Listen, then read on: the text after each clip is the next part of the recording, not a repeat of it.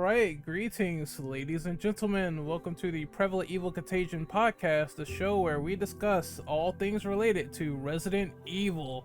I'm your host, Renegade Operative, and today we are doing another character analysis podcast. Our last one was based on Albert Wesker. Now, this time we are turning the flip side and we are talking about one of the best RE protagonists in terms of males, and that is Leon S. Kennedy. Well, at least one of the most popular ones. We're going to talk about his lore, backstory, and history, much similar to the Wesker podcast. So we're going to introduce the rest of the panel, and I'm going to start off with Shadow first. Yep, howdy kids, hope you're keeping well. Didn't mean the last one is unfortunate, but yeah, here for Leon Kennedy, who, how old is he now in the series? He's like pushing better part of 50 or something crazy. 47, I think, is the latest. Wow, isn't it? It's crazy, especially for some of us that have been there through pretty much the entire journey. Makes us feel incredibly old. Yeah. Yeah. Next up, we are introducing Austin. How are you, good sir? Hello, I'm doing very fine.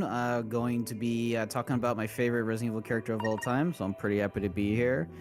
But yeah, Leon's pushing around like 47, 48, because I remember Chris is like 52, and he's like 5 years older than Leon, something like that.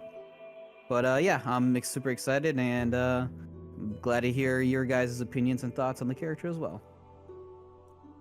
Next up, we have Slash. Introduce yourself, good sir. Hello, I'm Slash, once again, back again. Leon's been one of my favorite characters for a good long while, so I'm really excited to talk about him today. I was a bit later coming into this franchise compared to some other people.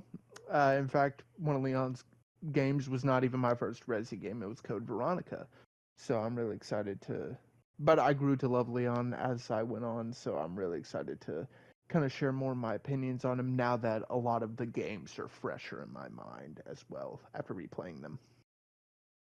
All right, and we're going to dive right in. We're going to start with the first question, and that is, let's start by talking about the fascination of Leon S. Kennedy. What makes him unique as a protagonist in the Resident Evil franchise compared to someone like Chris or the other male characters? I'm going to start first with Austin. All right. So what makes him mostly unique? He was generally the first character in the series to be more action orientated with Resident Evil 4. He was the start of it all. He was the start of, what most Resident Evil games kind of came to be until Resident Evil 7 came out.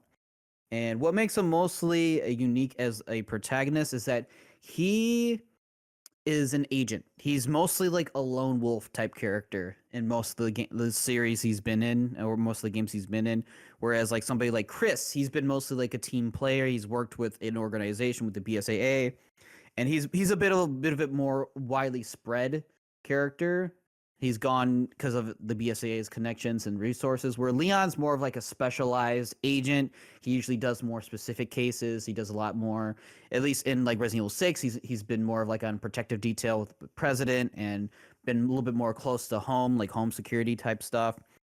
But as we've seen like in stuff like in Vendetta, he's done a little bit more in like Dead Island. He's a little bit more getting out there, like doing. He's kind of like the James Bond of the series, essentially, where he's kind of doing like these odd cases, more or less, and he typically finds himself in not the greatest situations, especially with a certain woman in a red dress. But yeah, I think what also could make him even more popular than Chris is that it could be just personality. He has a little bit. I wouldn't say Chris is like a brick wall, so to speak, in terms of personality, but Leon. They designed his character, especially after 2, or during 2 as well. He has just a lot more. He's a lot more cheesy in his lines. Even in the later iterations, he has a lot more. He has a lot more personality, so to speak, and that kind of just gives him a bit more to shine. And then we can't forget about his luscious locks. Definitely give him a bonus to that. Very charismatic guy. It's just, I think a lot more people like the more special agent slash like sort of action hero version of Leon more than anything, especially like the Resident Evil 4 era. And I can kind of agree as well. And we'll talk about this later and at the end of the podcast. But definitely the voice actors for Leon have always given like 100% or more to the character for sure, which has helped his like entire character image. But yeah, I definitely would say that he has a lot of cool, unique aspects to his character that is different from the rest of the cast as well. And he is certainly a character to definitely know in the series. Next up is Shadow. What do you think of Leon's popularity and what makes him unique in your opinion? So I think as has been noted previously, I think it does come down a bit to when one's entry the series was. I think for those that have been around for a while, Leon does get associated a lot with like Resident Evil's like when it really began. Obviously, he wasn't in the very first game. That was obviously featuring Chris and Jill, who are the original protagonists for the series. But that was a bit of a prototype, really, in a way. It was a bit of a stab in the dark. It hadn't really done anything like that before it had the developers. And that does come across. You know, the game has not aged the best, the very original version of the game at all. And that is very apparent whenever you kind of visit back to it. There's obviously a lot of nostalgia around that. There's no surprise there.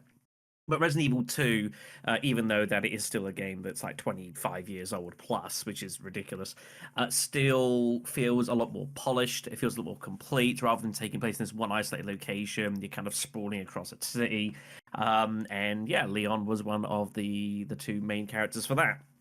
I think what was probably appealing to him, I think maybe more so later on, is that he's a resilient guy. He's gone through a lot of hell in a lot of situations that begin with he didn't really ask for. Of course, it's his first day on the job. Later on, obviously going Resident Evil 4 onwards, he was obviously ingratiating himself into that sort of situation. But at that point, his character had changed a fair amount, but it had grown fairly logically. I think it grown in a way that you could kind of relate if you had seen it previously. Become sort of more battle hardened and kind of embracing sort of things. Yes, there's times it's ridiculous. Some of the stuff that he was doing in Resident Evil 4 is just completely absurd.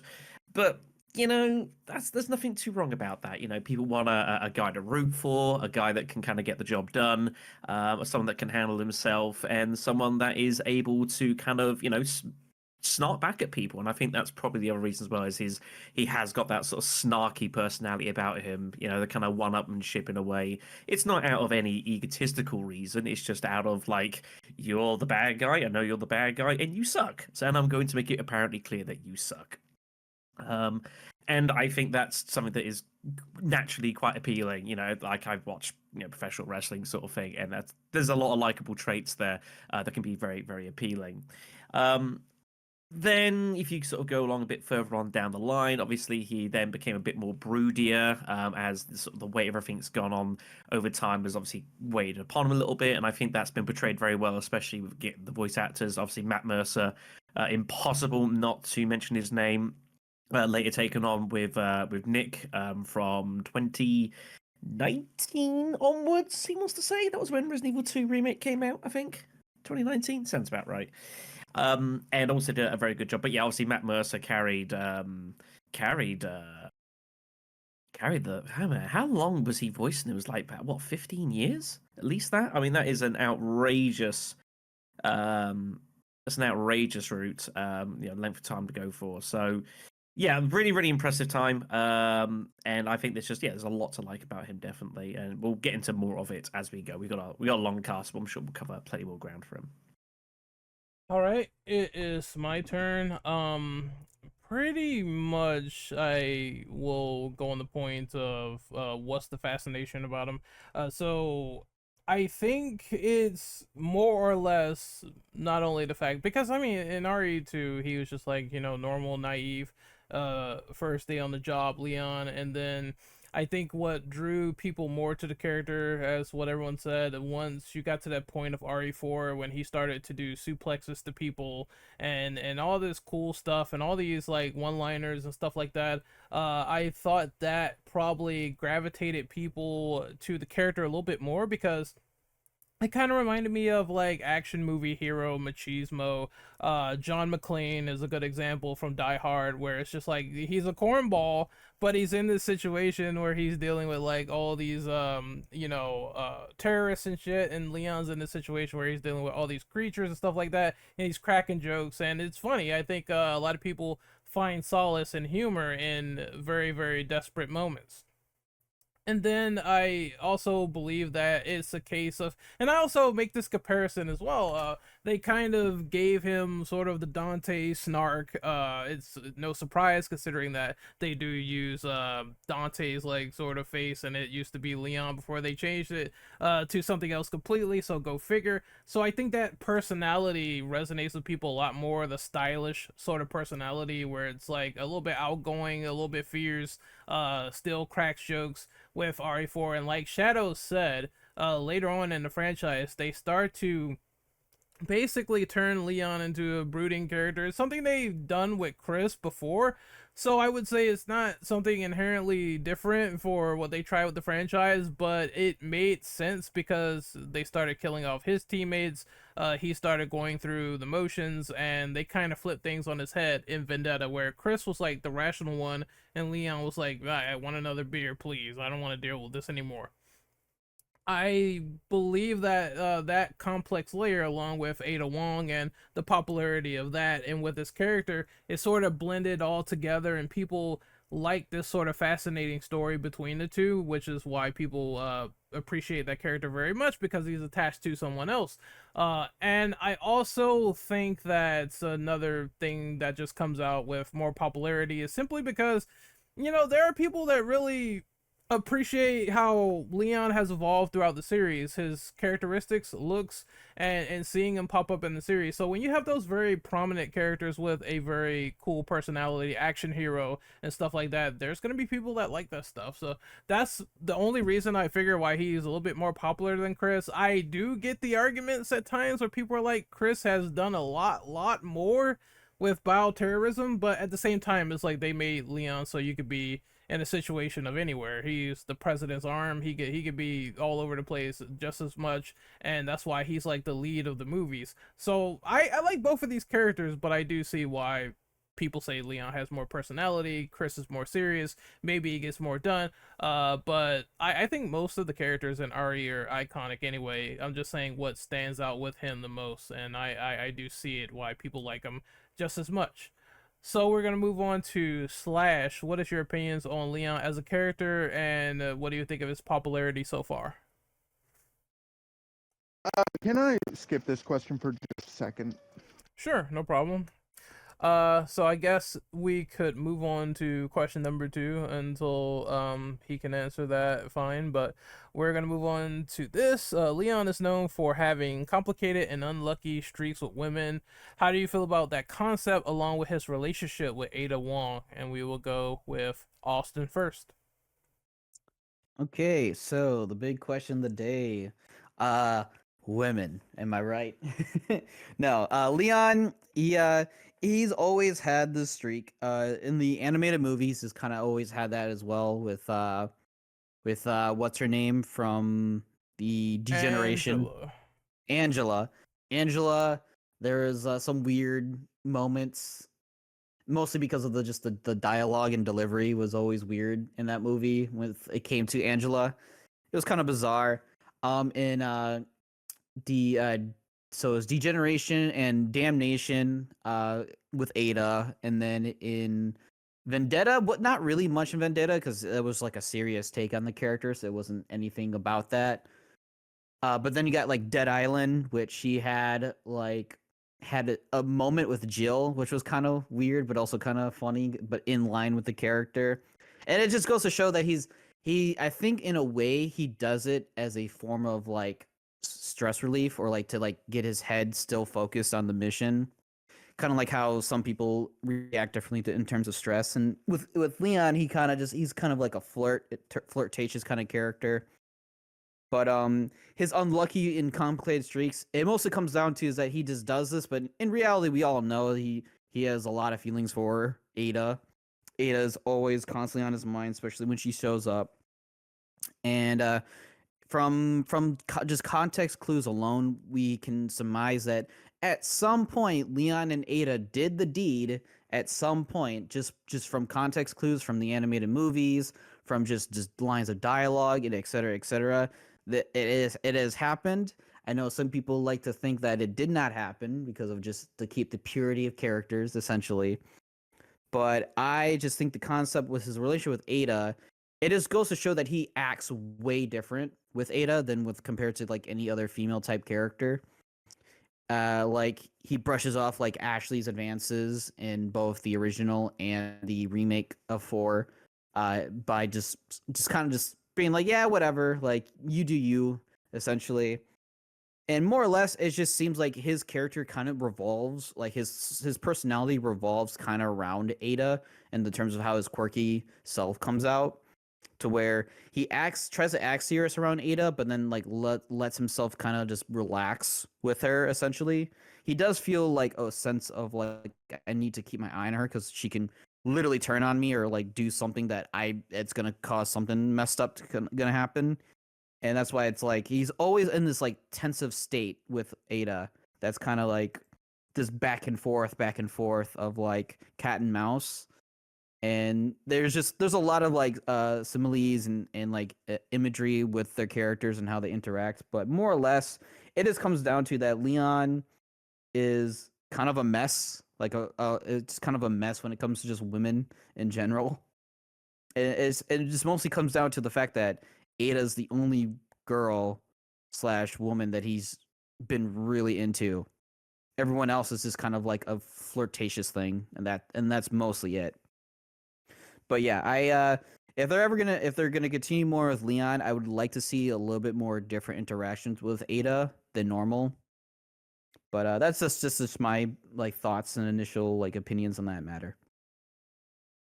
Alrighty, so we're gonna move to Shadow. Shadow, what do you think of this question about Leon's unlucky streak with women and his relationship with Ada Wong? There's probably two sides of it.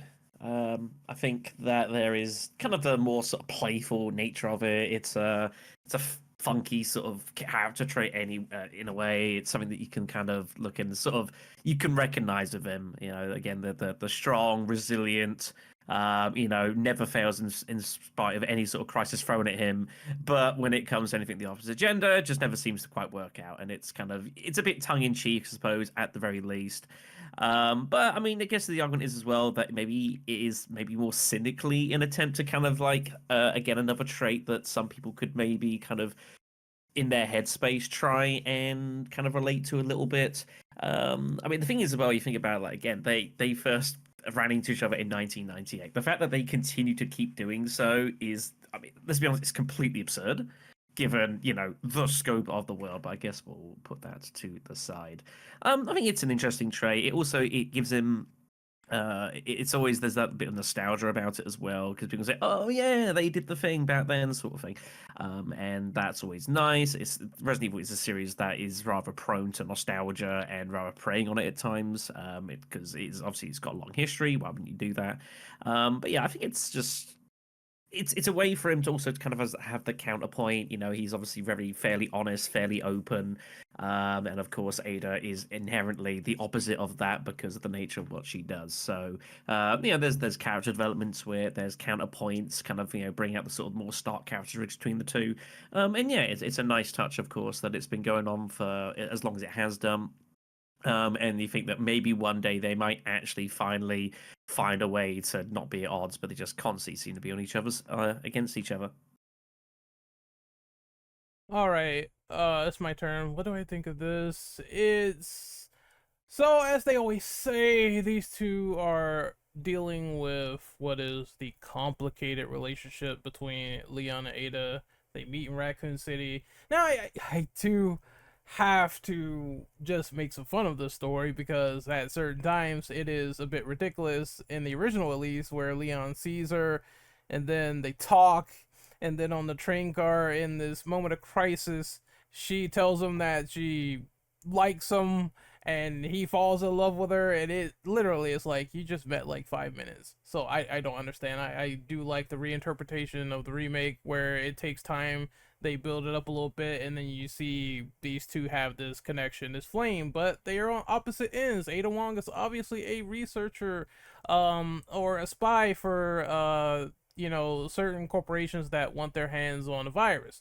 And Leon, of course, does not like any of this going on. These people turning into zombies.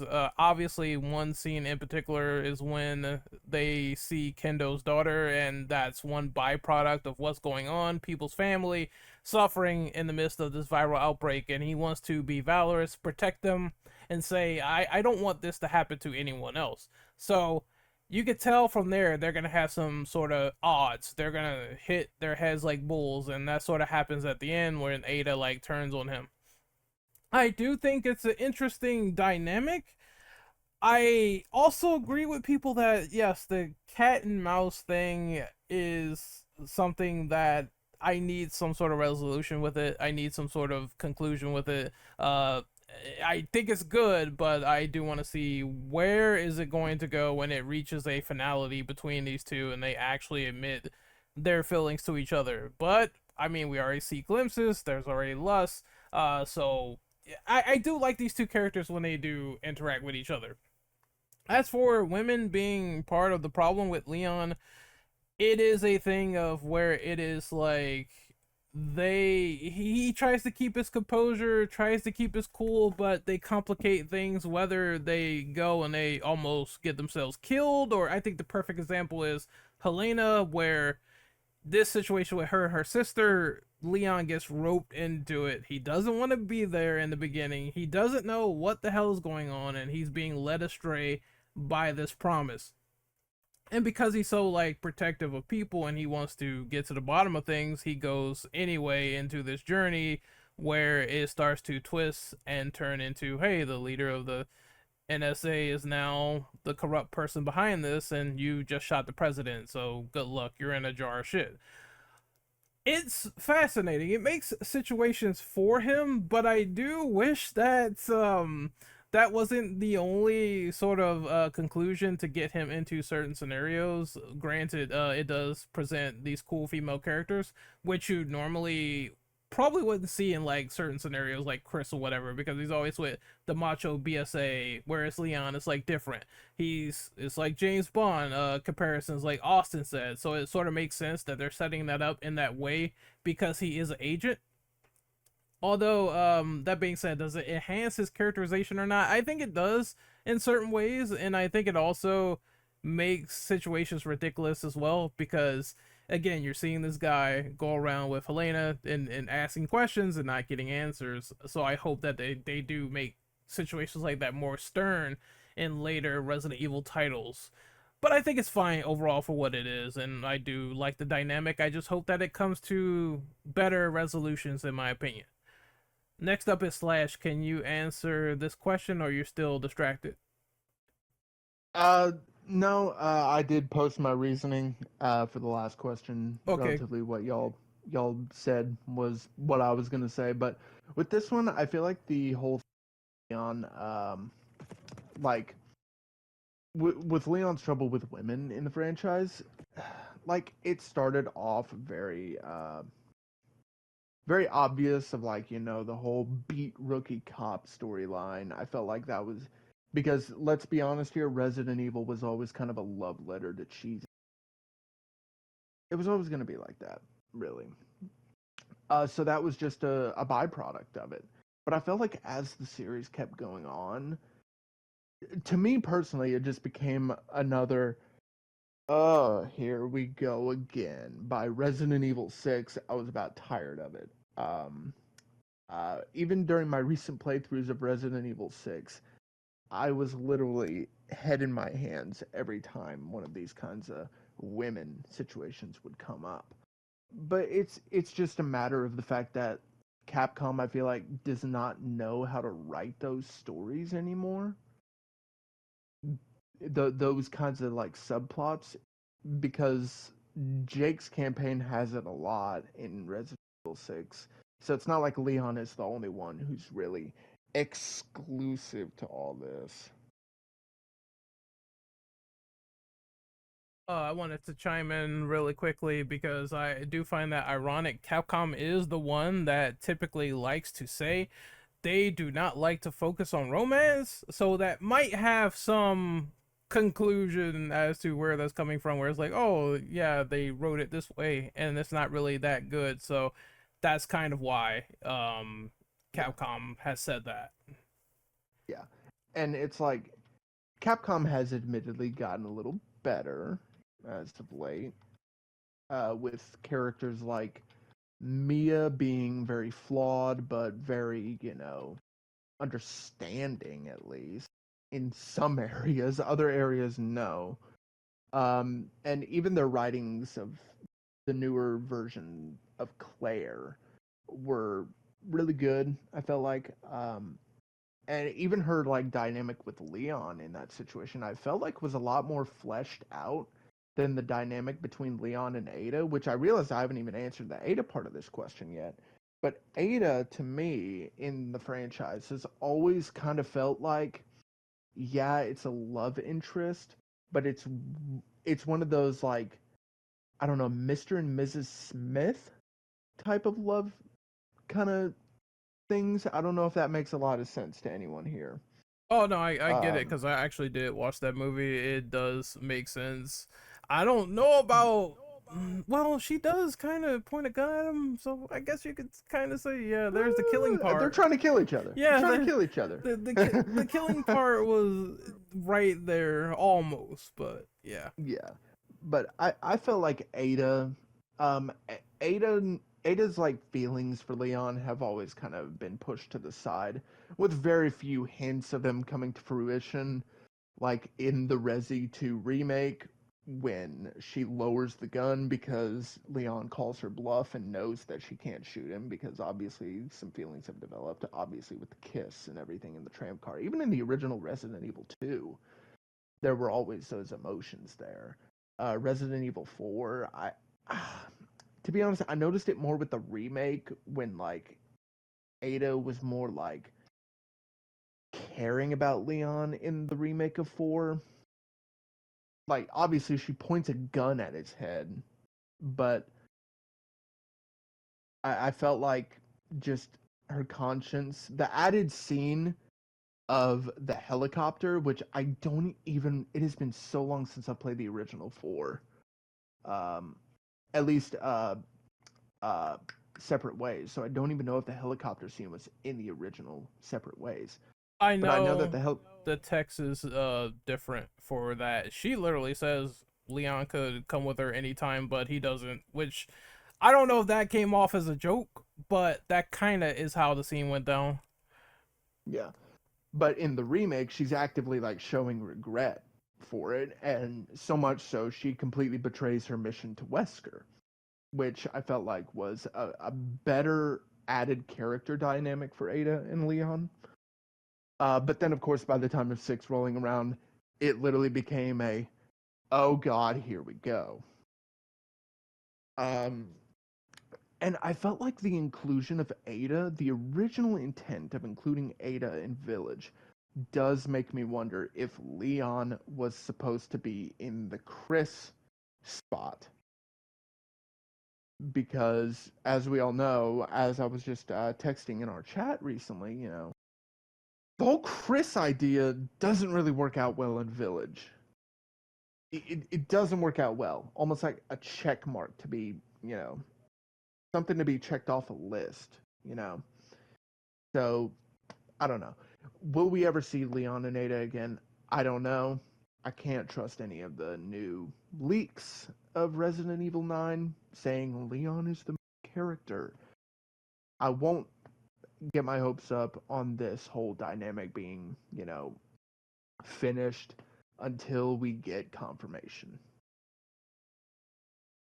Yeah, I feel the same. All right, let's move on to question number 3. How do you feel about the sudden pivots of turning Leon from a rookie cop to a badass government agent? Did it make sense to you? How did you feel about the US government also blackmailing Leon and taking Sherry Birkin? I will start off with Shadow first. Um, the last bit was a bit awkward. I think it's a part of the series that Capcom tries to hope that you don't remember, because it is kind of like, what the fuck, quite frankly. I didn't really mind, truth be told. I mean, there was what, 7 years I think between Resident Evils 2 and 4, which is the main kind of points in realistically in between, and that's a long time. It's enough time that I think if you had played the original game, then great. You know, you can kind of say, "Oh yeah, I remember this guy," and a long enough time has passed. If you hadn't played it, it's not really a big deal. And Resident Evil 4 was in itself a game that was kind of like going very heavy into the kind of the ridiculous of it. That was part of the appeal. It was very much kind of a product of its time, I think, a little bit as well, in sort of the early 2000s, where gaming was kind of in a period where, you know, it was a little more laissez-faire, where people were a little bit more liberal in kind of playing around with that. And it was like, hey, you know, if our main characters are doing a couple of ridiculous sort of things, I mean, what's the really big deal about it? You know, if anything, that kind of played into, you know, making them a more memorable character at the time.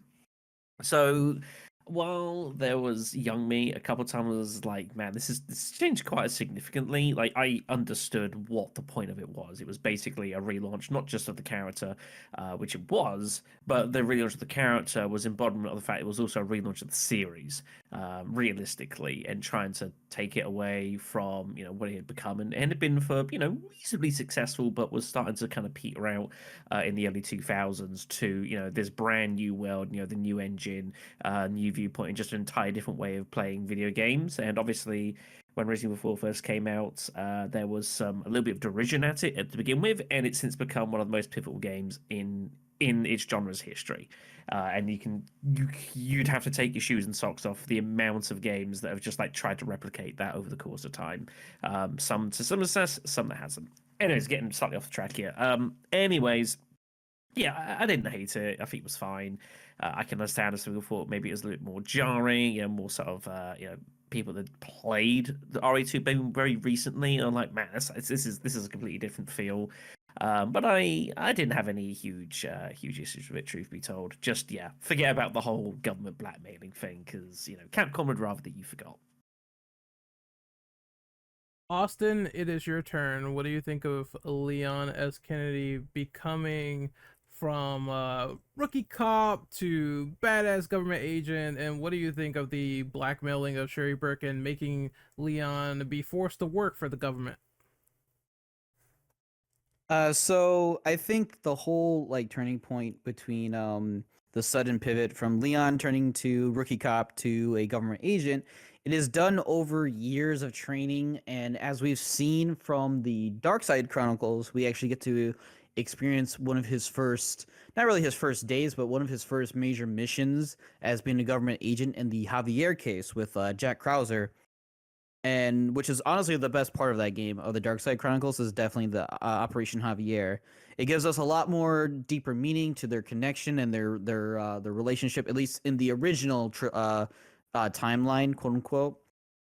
It shows a lot more of both Leon and Krauser's character before 4, where they're way different in terms of caricature, and it just shows that he's grown a lot from being a rookie cop, but also he has been completely reimagined in his own way, because to evolve from his previous characters, which is this rookie cop who has the courage to step up in this crisis of an apocalypse within Raccoon City and do his best to survive. It's where now he is a government agent, and in the same context that Sherry is taken from the government, he has to constantly improve himself to make sure that Sherry is essentially safe.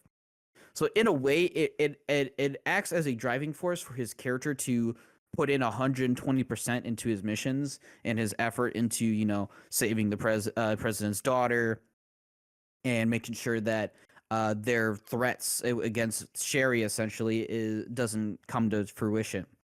It is both unique and it's also kind of generic in its writing. That's why I'm kind of glad that the remake kind of like slowly changed it a little bit to where it wasn't as like, you know, dark and grim, but it's also kind of like very real of the US government to do something like that, to where like, yeah, we're gonna, you know, experiment and Sherry unless you want to, work for us and kind of be like our sole agent to help take care of cases like Raccoon City or anything equivalent to it. So it's a point of contention, and it does make sense to me as like a driving point of the character. But I feel like the remake version is done a lot better, and it's done a lot more less like, I wouldn't say creepy way, but less like too dark, like darker than it should be in terms of like of its the story behind it. But overall, like sort of like a lot of the things that Shadow said, it does prove its points here and there, but it also kind of is like a weird part of the series, and it's something they don't really touch on. And I think it would be written a lot better if they did, if Leon had a little bit more of like inner monologues or inner like dialogue, or even it could just be like just written text in any of the games that it just shows his disdain for the government or his disdain of that decision that they made him put through, but he kind of sees why he is needed. And it just goes to show that within, what was it, 6 years, between 1998, which is the Raccoon City incident, and 2004, I believe it is the Los Illuminados incident, he has changed quite a lot from his training with Krauser, with his I don't know if Operation Javier is still considered canon in the original timeline, but if it is, then it just shows how much that within 6 years, all the trauma, all the PTSD, which we'll talk about in the next question, kind of comes up into his character and kind of shapes him into the character he is today, to where he is a very experienced character. He's a very experienced agent, but that does come with a lot of, scars that he has to carry, which is a pretty deep talk, essentially, for his character. All right, it's my turn. I do believe that there is this idea that I wish they would have explored more, like Austin said, where the disdain for the government in this decision, I wish it was a lot more illustrated. He just sort of goes with it because he has no choice. And I understand, I guess, you have someone's life at stake, but I do feel like they preemptively made that because they were like, we do have Resident Evil 4 coming up on the horizon. We need to put all these epilogues in here to future-proof the rest of the games, which is why they did that for Resident Evil 3, Nemesis the OG. And I did like it for what it was.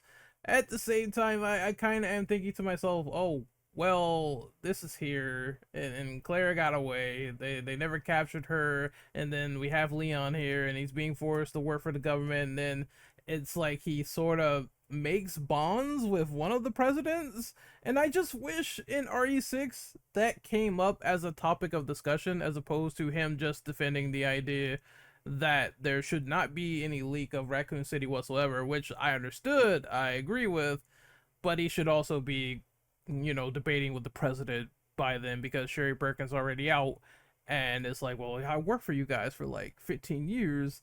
I was kind of used by the government, but maybe he doesn't want to lose his job. I don't know. I just wish it was more conflict somewhere around there in this decision. And you could tell like there was some alteration behind it because if people don't know, Sherry Birkin was going to be custody of Wesker, which I think would have been more fascinating than the direction that they went with Simmons, but oh well, it's like whatever at this point. You can't have everything you want. I can see them fighting hard to try to get her out of there, especially if Wesker is the stepfather, so to speak, at this point, which is very, very dangerous. That would have been an interesting story. And as for him becoming an agent, I think it made sense. I think it was a natural progression. There was many changes through the entire development of Leon's character. Namely, it's some where they wanted to either have him get infected with Resident Evil 3.5 and the whole ghost hallucination demo and everything, and then in some instances where they wanted to continue the character and kill him off early. I think that probably would have set some people off. Maybe it wouldn't have because Leon wasn't really super popular until RE4. Either way it goes, I think they needed someone to have the right skills to go into full on bioterrorism, and they picked him as a way to say 6 years of training, then we move you up to the big leagues, which is what makes Leon different from Chris. Chris always had his training no matter what, which is why the only thing that he basically did was bulk up a little bit, train a little bit more to defeat Wesker because he's like a super metahuman at this point. That made a lot more sense. However, he could go into full on territories like Antarctica and completely destroy half of that base, no problem. It was just Wesker was sort of the obstacle, whereas Leon definitely needed a lot more to survive. And then we have people in this series that trained a little bit and they survive like encounters and outbreaks all the time. I think they wanted to push this character and they tried to find an ideal way to do it, yet it could have used a little bit more meat on the bones with the backstory. That's the only problem that I have with it. It could have been a lot more conflict. It could have been a lot more of a fight between what was going on in Leon's mind, as opposed to him just taking what the government does. They kind of tried to do a little bit of this in Resident Evil Damnation, where he's kind of arguing with Hunnigan on the phone saying, "Oh, they are messing with my furlough. This mission's over," and then he sort of tries to sneak in there anyway when he's not supposed to be behind enemy lines. But I feel like it's like you give me a little piece of what I want, I don't get the full pie. I wish I had a little bit more of that going on in the background. And RE6, obviously, he killed the president. He was in a no-win situation anyway.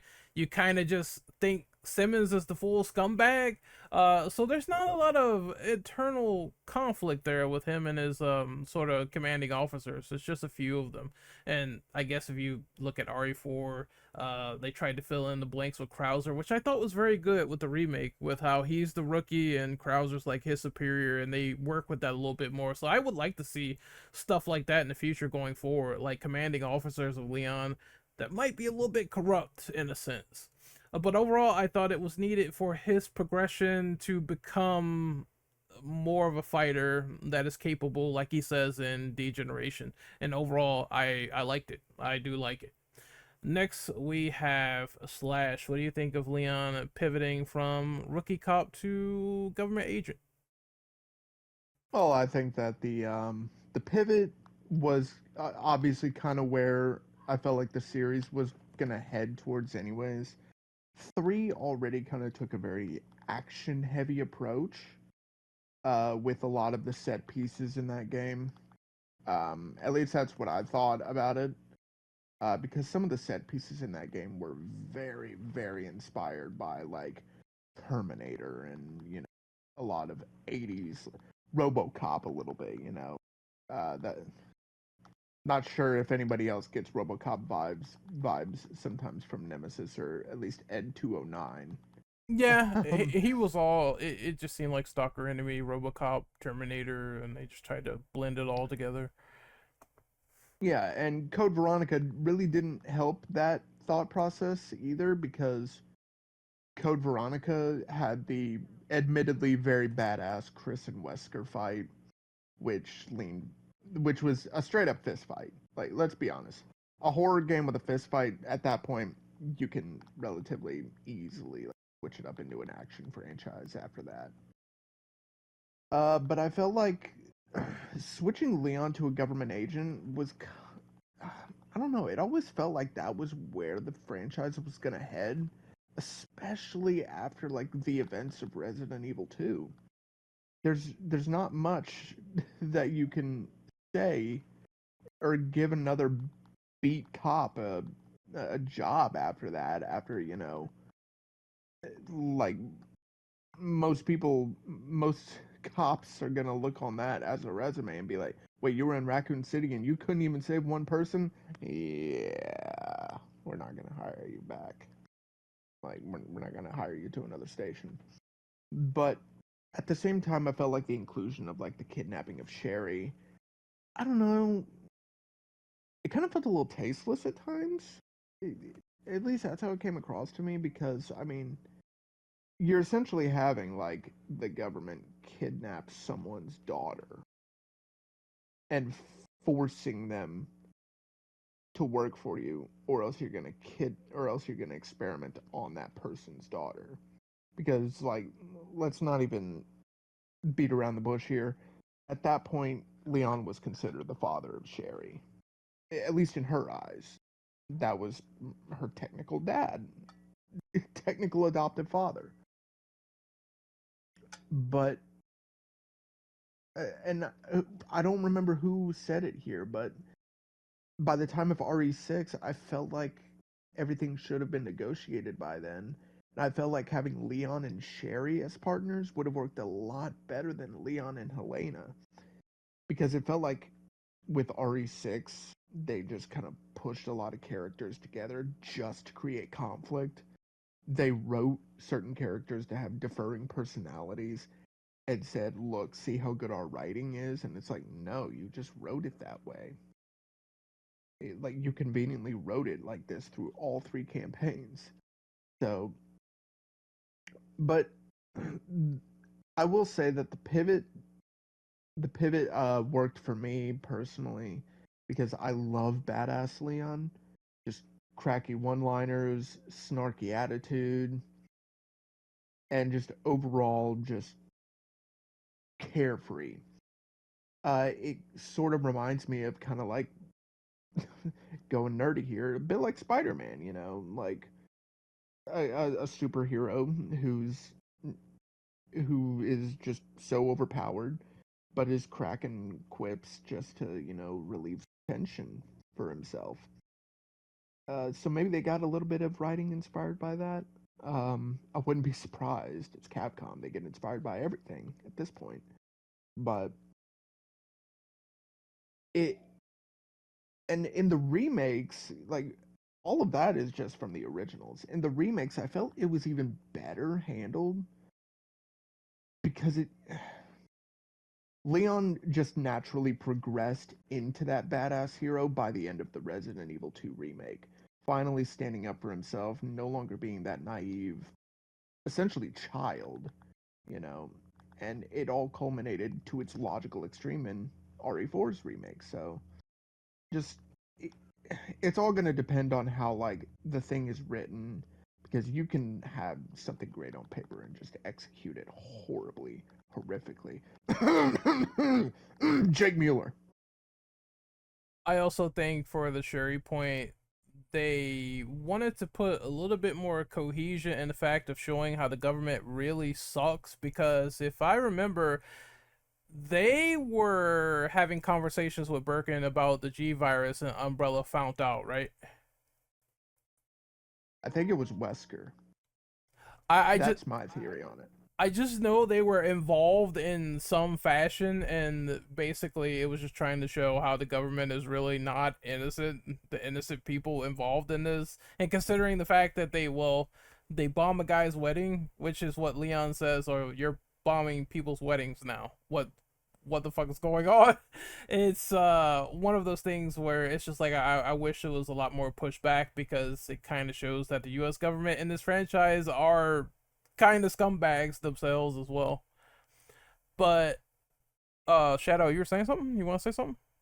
I was gonna say this may or may not be a plot point in an upcoming future Resident Evil game. Watch this space. Oh yeah, absolutely. I know what you're talking about. But moving on to question number 4, what do you think of Leon's personal trauma and PTSD throughout the entirety of Resident Evil? Do you think it was handled well? For example, Leon becomes drunk when his entire team dies in Vendetta, and he also feels great grief when he can't save anybody. Let's move to Mr. Austin. What do you think of this question? Yeah, so I mentioned a little bit in the previous question, but yeah, I think a huge part of Leon's character, at least for me personally, and why, in a way, I like Vendetta personally with Leon's caricature, even though it is a little annoying first, but then it like slowly develops into a little bit better by the second half of the movie. But yeah, I it's kind of hard to realize that Chris and Leon both have a similar like downward spiral, except for Chris has amnesia from trauma and from a head injury, whereas Leon, he's just like I just want to get drunk. I don't want to remember shit. Pretty much mentality. Because, yeah, he's been. I think that's why he wants to be solo a lot more. Because I believe, if I remember correctly, Vendetta is before 6.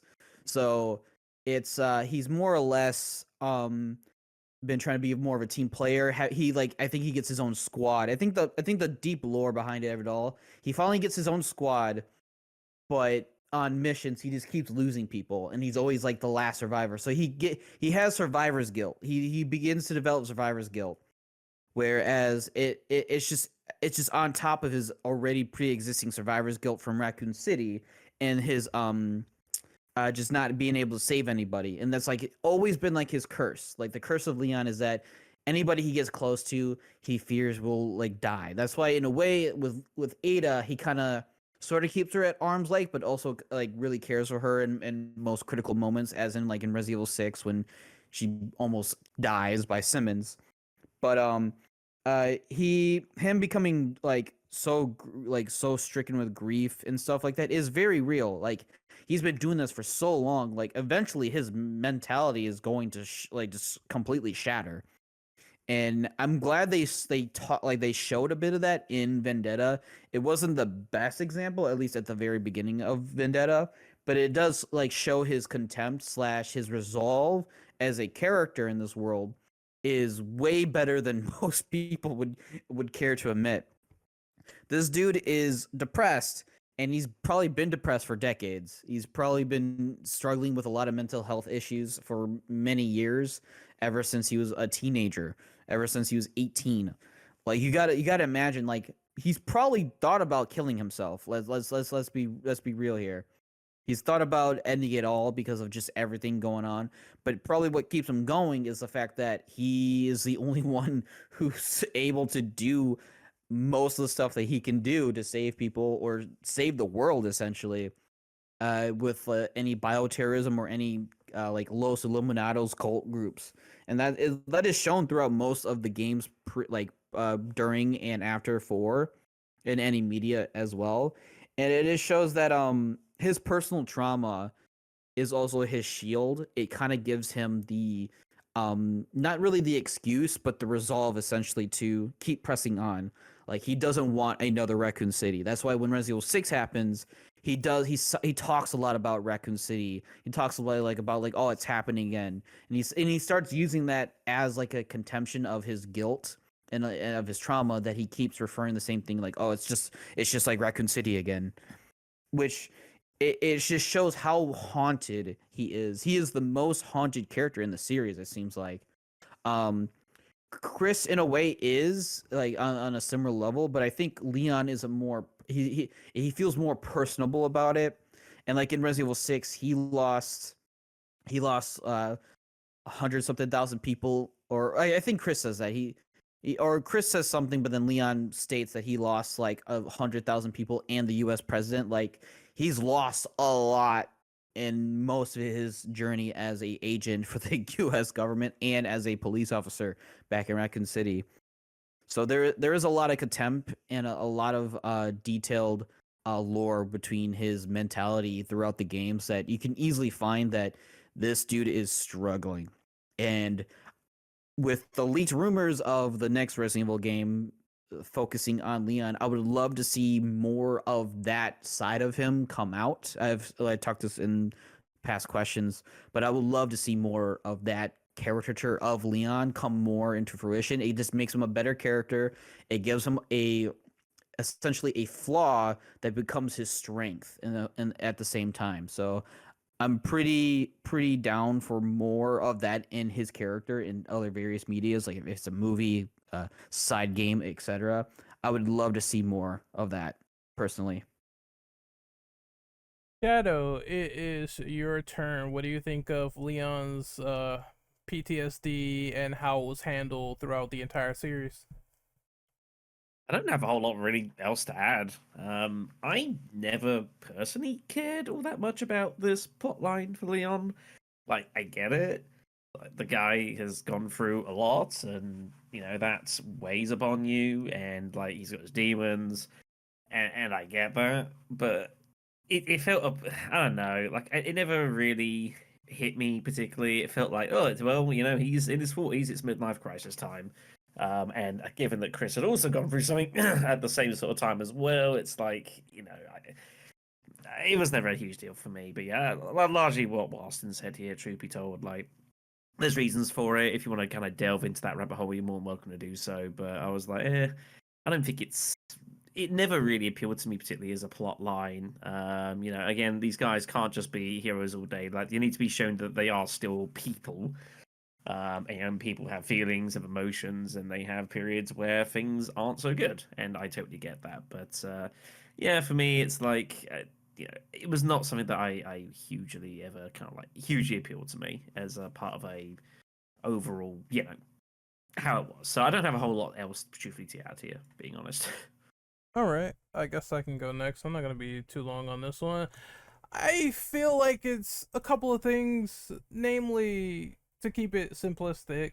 Number one is that all of these heroes are going to be emotionally damaged and physically damaged throughout most of Resident Evil. And anything else is just luck in between. I think that each character, in terms of psychological aspects, they have their own quirks and demons and PTSD. You obviously see that Claire has her issues with getting close to someone in terms of maybe a relationship or a love interest, and they get killed. And then you have Chris, where he develops a bond with a team, with a unit, and then they get killed.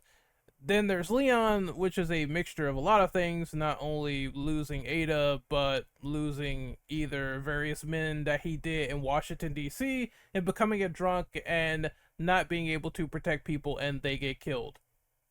It does run into a lot of similar ways, but slight variances and differences all over the place. I think it's fine for what it is for the most part. Again, most post-apocalyptic or survival horror games, you're going to deal with people who have survivor's guilt. If you're running into a sequel, they survived the first one and they think about all the things they could have done, but they didn't do, or they didn't do successfully for one aspect, one way or the other, and they want to change things. And I think RE4 Remake focused on this, like, to a large degree, where it's like Leon talks in the beginning and says, maybe things will be different this time around, because it flashes back to Ada and he's not able to save her, and now we have a new female to rescue, which is Ashley Graham. So I think that ties well into the paradigm of his character. Of course, as I pointed out in the chat, there's other things that were mentioned, like Leon wanting to unalive during the events of RE2 and the RE6 files, and he said, I kept it together for Sherry and Claire. These are the two that I wanted to protect the most. And you see that sort of virtuous signal of trying to protect all the people that he cares about. Other than that, I would say that, like I said, is logically fine, is logically okay with what they tried to introduce. I do think it is funny that they tried to do a flip side in Vendetta, because originally in RE6, and everyone says this, like, Chris was the one that was drunk. Chris was the one that had, like, struggles and everything, and Leon was trying to be there to sort of pull him together, whereas it's the opposite in Vendetta. And it's super noticeable. It's like, oh, first we have the character that is an emotional wreck, and then the other character's trying to be, like, diplomatic, whereas Leon's case, and Chris is trying to be there for him in Vendetta, and he's the one that's the mess. And it kind of just culminates with the two characters working together in a cool way. And I like that there are the survivors that try to comfort each other in these moments, especially at the end, where Leon says, are we going to keep doing this forever? Are we going to keep doing bioterrorism forever? And obviously the answer is no, but Chris says, I haven't thought that far ahead. So it kind of is a remedy, a stress reliever, saying that, yes, I am a fighter, I have to protect these people, but at the same time, it's gonna go on for a long, long time. And these characters are getting into their 40s, and we're starting to possibly go into territory where I hope they explore age. Because I want to see where it's like, yes, Leon is not physically able to do certain things that he couldn't anymore, or he has to start getting into the groove of teaching other people new tactics in order to grow the DSO, because it's going to get to a point where you can't walk no more, or you can't do flips, or you can't do this, or you can't do suplexes. And that I understand. It's something equivalent, and I always said this to MGS4, where it's like when we saw that game in particular, and I know it's a different game, but one of the thematics was Snake was getting old. He was getting old, he was getting tired, his body was breaking down, and I would like to see that sort of continued as a way of like, yes, I have all this survivor's guilt and this stress, and now there's things where I can't even do anymore. And that's what I hope for his character going forward. But I like these plot points so far. Yes, it's a few copy and paste events, but I think it makes sense for his character. I think it makes sense to have these issues and to try to prevent them in the future as they come up. Slash, it is your turn. What do you think of Leon's PTSD and personal problems so far presented over the series? Was it handled well or poorly? Oh well, I felt like it was handled well. Speaking as someone who does suffer from some of the mental problems that Leon does throughout the series as well, I will say it's a very good depiction of those problems because it handles those moments with care and like with reverence, you know, seriousness. Uh, but relatively in terms of like where the character goes from there, I don't know if there's much. Because I know that's what y'all were kind of discussing. Because like you were saying in MGS4, there's like certain moments in MGS4 where like Snake actively, when he falls down, it takes him a bit to get back up. In that game, like he physically cannot get back up sometimes. And I feel like now will they do that? Probably not, because it's Capcom. They'll give him like, oh, here's an experimental drug that stops aging. It uses a dead strain of the T virus to work. I would not be surprised if that's how it goes. If that happens, you can 100% blame me for it happening.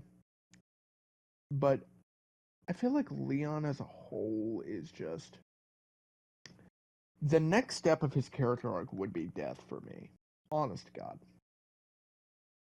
And that's what I've been saying for the past couple of games with like Chris. I felt like Chris should have been killed in Village because they were selling us a villain turn for Chris in the marketing for Village, it felt like. But then they turned around and lol nope. They lol noped us.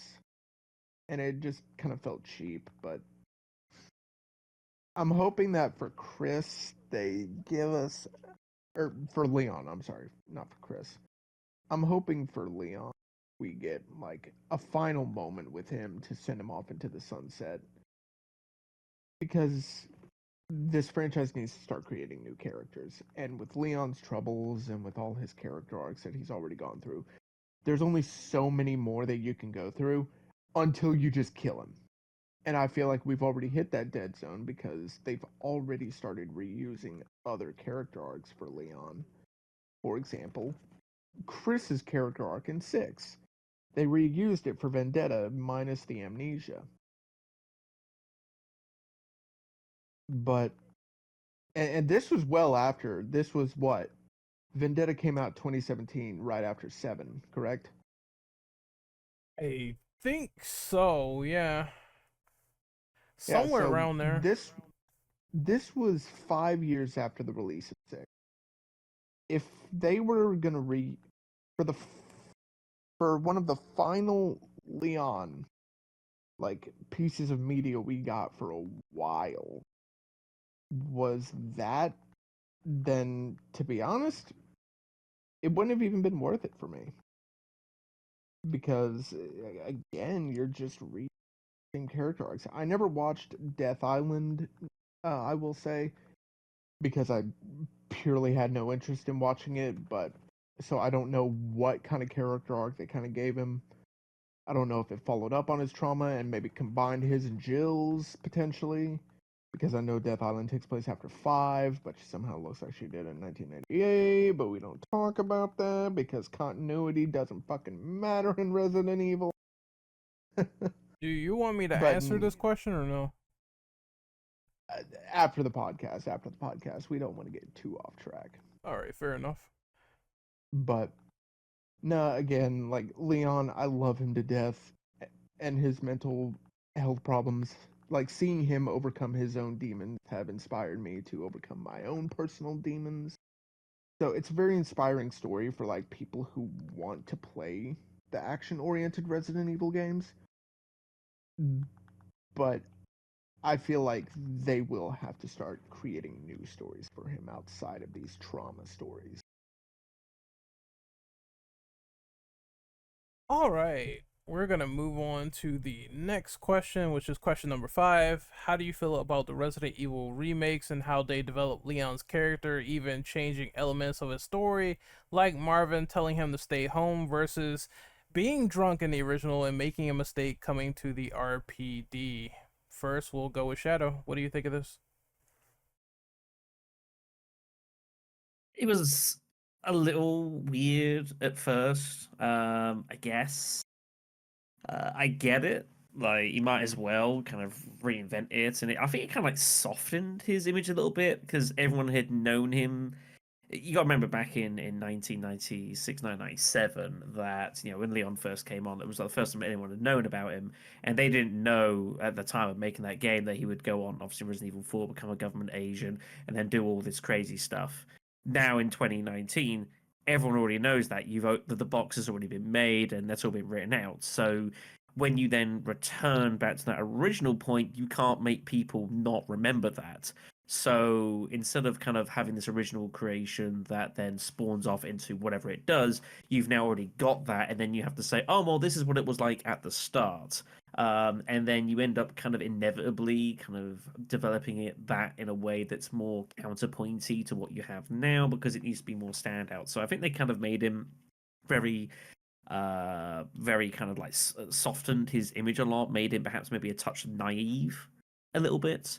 Maybe at times, like, you could debate that's harsh, but I don't think that's an outrageous thing because, of course, he has to go through this whole crisis situation, and that's what kind of taught him that, you know, to trust in himself, to learn about this, that, and the other, and would obviously then influence and inform what he would then become. It's just you're having to do the story backwards basically at this point because that's the nature of doing remakes. So I think it was fine. I will say that I was still always a little bit jarred, and still a little bit jarred with like how the interplay between him and Claire was in the remake. I still think that was a little bit forced at times and a little awkward, but you know, it kind of is what it is. It's not a huge deal. But I think they did a fine enough job, and Nick as well. Think did help kind of bring a different version of Leon Kennedy to our screens. All right, Austin, it is your turn. What do you think of Leon's development throughout the remakes? Were they good, bad? Was some of the backstory they changed or altered? What is your opinion? So I love the remakes. I remember buying Resident Evil 2 remake when I was still in high school. Funny enough, I was in my junior year, and I bought that game for the Xbox One. And yeah, I played and beat that game 8 times within like the first like 2 weeks it came out. So I was definitely ecstatic for the game. I was just loving it to death. And then the Resident Evil 4 remake, of course, I love that game so much. I play it like regularly now because it's just so much fun. It is just such a blast to go through. I also played the original as well alongside it, just to reminisce. But if we're talking about the development of his character, though, in terms of the original and the remake, I think the remake elements are very good. Uh, to summarize, a lot of the original Leon stuff, like Leon in Resident Evil 2 to Resident Evil 4, is very grounded. It's very very straightforward, more or less, because during of its time, it was very simple, straightforward, and grounded. And in the remakes, like they said, they started changing a little bit more of his dynamic and like his aspirations, and just the way that Nick's performance as Leon really helps shape the, like, he's a young guy, but he has a lot of heart. He has a lot of like justice in his like ideology, which is why he like he says a great line to Ada. We talked about when after the whole Kendo incident with his daughter, like how he, like, this is the reason why he joined the force, was to protect and help people and like destroy destroy the duders evil doers. And that's like a really cool part of it's like it's a very like naive sense of his character, but it's also like it shows kind of like his innocence. That's why in remake 4 his innocence is like more or less completely gone. He's more of like a serious, more brooding, but still like that charismatic like charm that he has in the original Resident Evil 4. And I think they do a really good job blending it together and just evolving his character over time. That being said, I think my favorite, and my personal favorite iteration of the backstory of why he didn't, go to the RPD or Raccoon City during the first days of the infection. I believe it is in the Chinese manhwa of Resident Evil 2. In the translated scripts, from what I can remember, this is years ago. Apparently, his father had a bad feeling about him going away, essentially like leaving hometown and going to a city. And I remember his dad delayed his departure, and I thought that was like kind of touching. Like it was like it was a parent's like sixth sense, like looking out for his son type thing. I kind of like that. In the manhwa too, his dad also gave him the lightning hawk, so that's how he achieved. That's how he has the lightning hawk in that alternate media of that story. I personally kind of like that, but if we're talking about like the video games, I think I like how Marvin uh looking out for the rookie, for the new guy, for the kid, essentially. Like he's a kid still. He didn't want a kid to be in this nightmare, this hell on earth situation. So I thought that was really neat. But he still went anyways because he has his sense of duty and sense of justice. But yeah, I think overall, if I had to compare the original and the remake, I more or less agree more on the remake side of his character. I think it's a lot more fleshed out. As obvious, it's in now modern times they were able to do more with his character. The voice portrayal with Nick is able to do a lot more with the dialogue and lines. Overall, I just really like how his character is shaping, and if they ever do anything more with Nick's version of Leon, especially in the remake timeline, I would like to see more of like how they develop his character further. Like we'll see like if they ever do like a spin-off or a side story in the same timeline of that would be really cool. But yeah, definitely worth mentioning of that of the manhwa storyline. All right, I'm gonna give my opinion on this.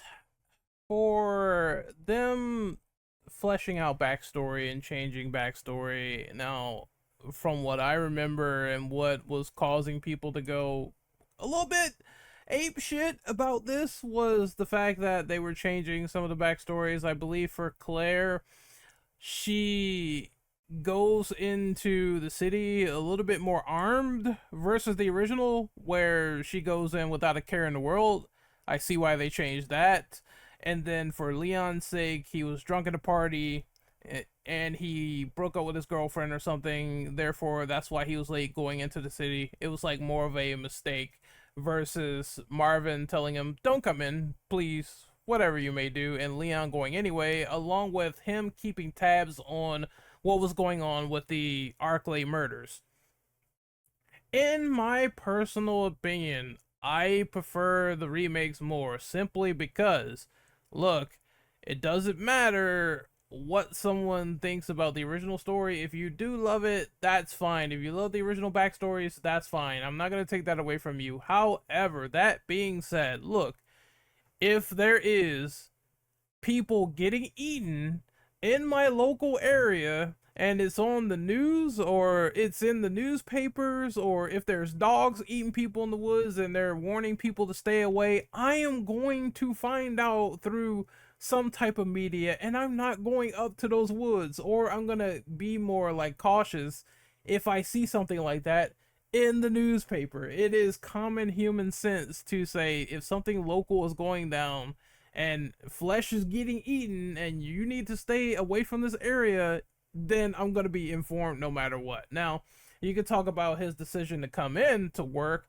and again, I guess it goes into the whole thing of he wants to join Stars. Obviously, he joined RPD. He wants to be part of Stars and figure out what's going on and maybe save some lives. So that's why he goes in. It's just that gut feeling for him, and he kind of develops into that in the original.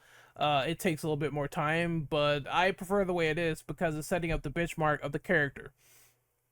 As for his sort of development and backstory in RE4, I thought it was pretty good. They were linking things like, oh, he has the knife from Marvin, and he kept it as a memento of saying, I remember this guy who taught me this fight or flight response, and that meant a lot to me. One of the people I connected with, my boss, essentially, and it was one of the scars I have of the past. I thought that made total sense. Krauser now having an explanation as opposed to being a random guy that says, "What's up? I know you," and then it's like, okay, who is this guy and where does he come from? I do have love and respect for the originals, but I have to say some of the stuff they introduced, especially in RE4, kind of came out of nowhere, especially with that character. This time around, I'm glad they implemented a lot more backstory, along with the fact and the idea that yes, Leon is the rookie compared to Krauser, and Krauser is more of his commanding officer, so he would have a lot more story going on with him and taking commands from him and going on missions with him, leading to this unknown sort of change and alteration with Operation Javier. I like that and appreciate that because it seems like there's more of a personal connection, which is what leads to the ultimate event of when Leon kills Krauser, he feels, you know, kind of bad as opposed to the original where it's like, why did this madman turn in the first place? What's going on? He feels bad in this situation because Krauser was his mentor and they had that sort of relationship together, which I think made a better connective tissue. They tried their best to really flesh it out, and I think the main characters, in particular Leon, really benefits from the changes that they made. As for Claire, I guess maybe it's just the impatient side of me, but I guess we're gonna see the remains of that if they decide to ever remake a Code Veronica. I don't know, but I digress. I just think that for the most part, they definitely did pay attention to things, and it's really nothing that got under my skin when they decided to make these changes. If anything, the only things that I don't like is how the scenarios aren't similar to the original, but that's another thing entirely. I think for Leon's character, for the most part, they did well with some of these alterations, and I want to see what they do with him in the future, especially if they have this level of writing and these level of changes where it's like ultimately fine and it works for his character. As for the next person that I'm gonna call on, Mr. Slash, what do you think of this question of the remakes and what they have done with Leon's character and the changes they've made compared to the original? Well, I think I'm gonna agree with Shadow on like RE2, how it kind of made him a bit more naive. It was a bit jarring for me at times because it's like, admittedly, we're immediately coming off of like Leon from RE6, and at the time, like Vendetta had been out as well, so like Leon was this, you know, bike riding, shove it into a tyrant guy, and relatively he was seen as like the bona fide badass of Resident Evil, like more than Chris boulder punching motherfucker. Is that what Heisenberg calls Chris? Boulder punching asshole. Redfield. Yeah, boulder punching asshole. Boulder punching asshole. I'm gonna use that as an insult from now on. But like Leon's entire aspect of him was changed for for 14 years at this point, people were so used to like action-oriented Leon because keep in mind, like Leon only had a one-time thing with Resident Evil 2 before he became one of the mainstay characters from 4 on. Because it still took till after 4 for him to get more spots in the roster of Resident. Um, and in the remake of 2 certainly felt jarring for a lot of people, myself included. But it was still fun. Like, it was still a believable character. But in terms of, like, taking the remakes to where it got to 4, I feel like it's a far better character development than in the originals. But then again, that may be because we do have the knowledge of Operation Javier and all of that stuff between, Leon and Krauser. We just have more context in between that time period than we did back then. Dark Side Chronicles was what, 2009? 2007, 09? So it was a lot harder for some people to like kind of connect with it in 05, 2 to 4 years before they could get any more connection to Krauser. Because if I recall, there's no cutscene between Leon and Krauser's story. In the original, in the original, he just falls over, and then there's like you're plain jumping text. on Plain text. plain text. There's plain text, and most players are not going to worry about that because there's fucking bombs right there that you've got to jump off the tower from. So I felt like the remakes just characterized Leon a whole lot better. And even in the original 4, he was kind of all over the place at times. Like, you'd get the same personality in the same cutscene. I did think it was hilarious in the original where he tries to tell someone to listen, and he always says, "Why doesn't anyone listen to me?" He's Claire. Like their interactions, they have more interactions, but they're funnier in the original because Claire just kind of goes on her own, and Leon's like left to dry. It's kind of funny. Yeah. Doing that was both reckless and stupid. God rest Paul Haddad's soul. God rest him. We love you, man. But I felt like Nick Apostolides, I think that's how you pronounce his last name. Um, Nick was such a great casting choice for Leon, not only because he's able to like gruff out his voice for Resident Evil 4, but he's able to kind of like push puberty down for a second in Resident Evil 2. He's able to give that like clean, squeaky boy that we see in RE2, who's only like 21 by I believe, because Claire's 19 during that, if I recall. But uh, a lot of people I know that I personally talked to in a previous land had told me that like, oh, Nick can't do RE4 Leon. It's impossible. After that performance he gave in RE2, but I felt like people underestimated the power of voice acting. And Nick just added like little touches on an RE4's remake that I really loved. I just obviously like he still maintains the sarcasm, dry humor, but I felt like keeping those like quips during gameplay moments rather than cutscenes is a lot better. It made Leon. I don't know how to describe it. It gave some character to it that I didn't really see before.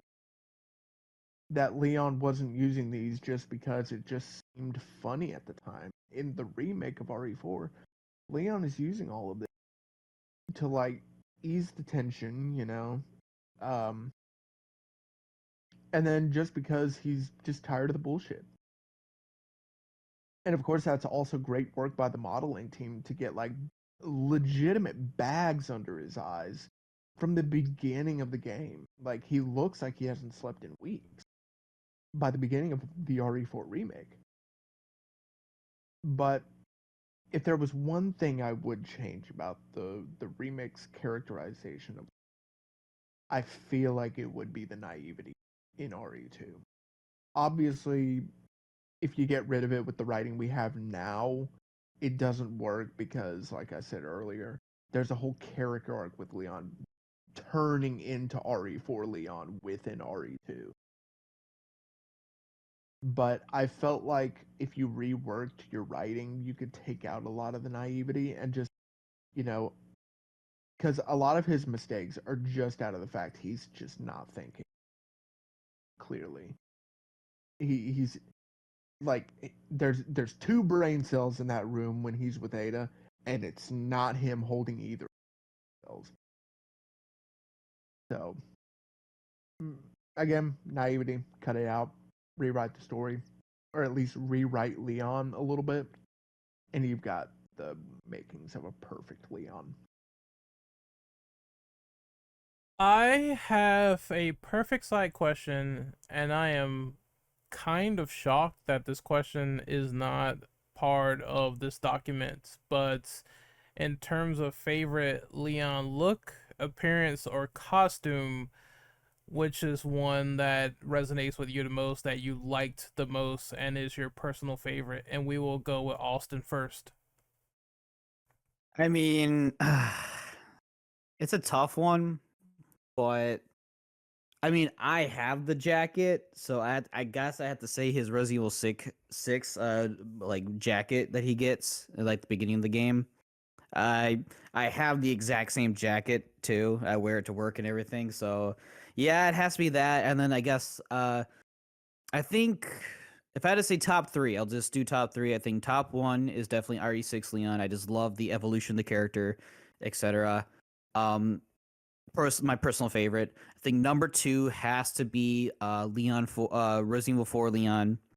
Uh, both jacket and jacketless is just like a really good like culmination of his training and him growing from the RPD. And then I actually, to be completely honest, I think the RE4 Originals version of his RPD outfit is actually really sick. I think they did a really good job with redesigning it a bit in the RE4 original game.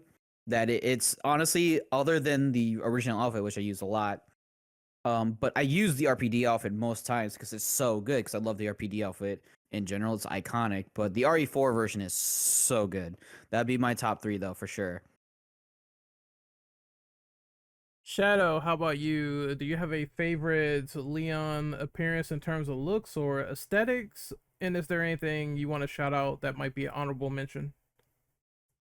I mean, the Vendetta jacket I actually didn't think was the worst, with the stripes again, kind of referring that the gruffer, older sort of been through a whole lot of shit sort of situation. But yeah, I mean, it's got to be Resident Evil 4, doesn't it? You know, in the jacket, like there's a whole reason they played around with that, both in that game and then in the remake as well. Like there's just it's the only clear winner here. All right, I guess it's my turn. I have two answers. Very basic, but I'm gonna go with RE4. It's just too iconic, man. After a certain point of time when you see these characters, it's too iconic. In that jacket, that look from the beta to RE4 OG final to the remake, it just stands out. It's so cool that even one of the villagers stole it, which you can go and find him in separate ways and kill him, and you can sell Leon's jacket in the remake, and you could also find it in the original. And Ada says, "Isn't this his? What's going on?" Even he thought it was so goddamn cool. He's like, "I'm gonna wear this for myself and run in the village." And I just thought it was one of the funniest things I've seen. At least that little subtle humor, even in a situation like that. So I think that appearance is definitely solid, and its update is still cool, like him wearing the different shirt, and just having the black and everything. It's a cool appearance all around. As for honorable mention, I'm gonna say RE6 with his initial outfit in Tall Oaks.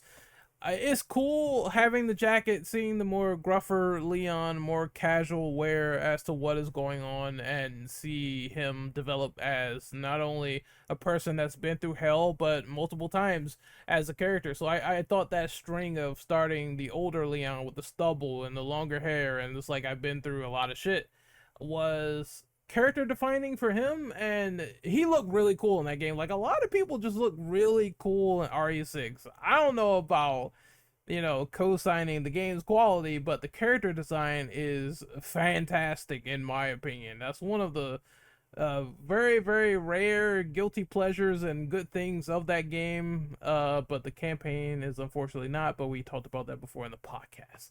Anyway, Leon's look is cool in that as well, and that's my iconic moments. And I guess maybe like at least for other iconic costumes would be RPD, because that's another iconic one as well. When you go back and look at that, it's how he started, it's how it began, and the updates to that costume were still pretty cool in RE4.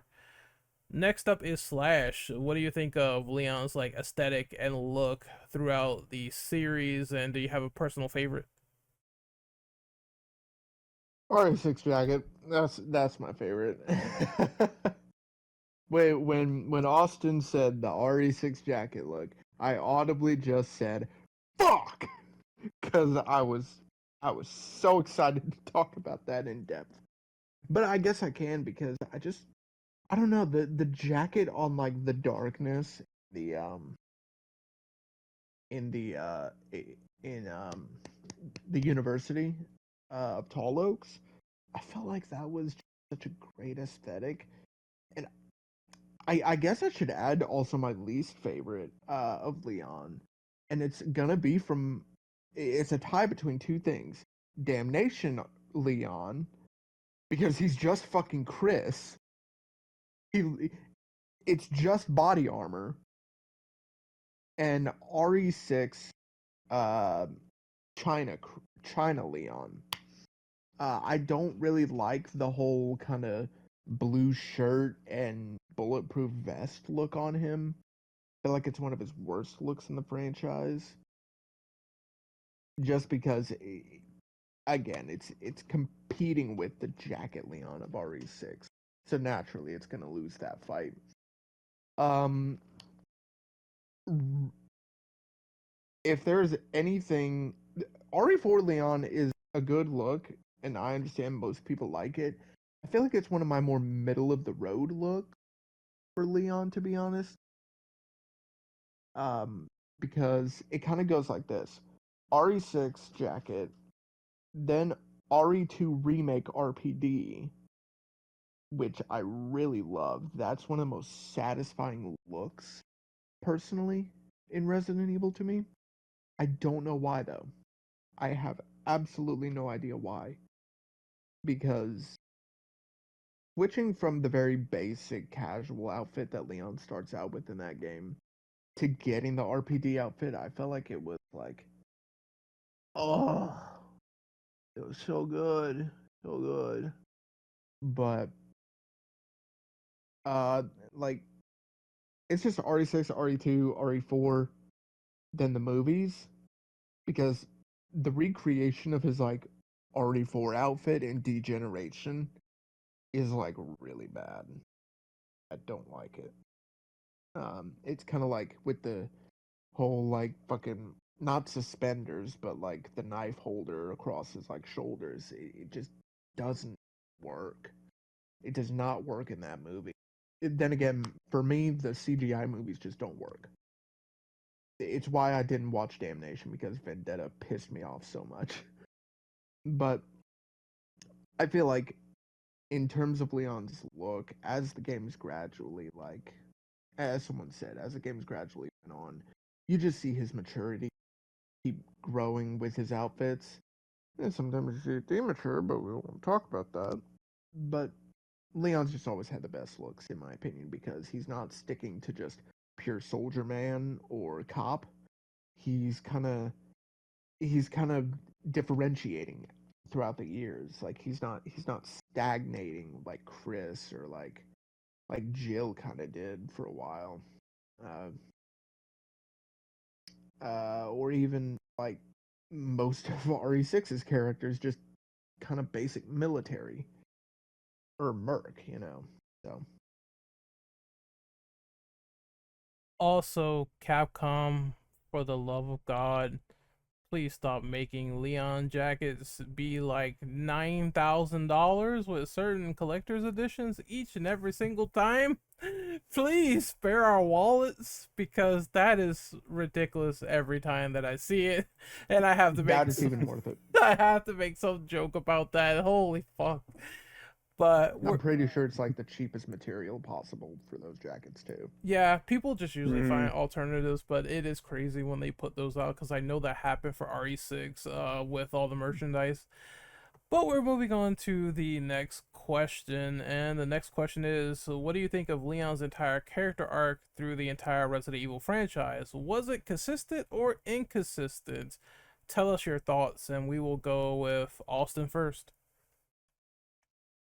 Okay, so to my knowledge, his character arc throughout the entire franchise, if we go like on face value just from game to game, it more or less stayed the same.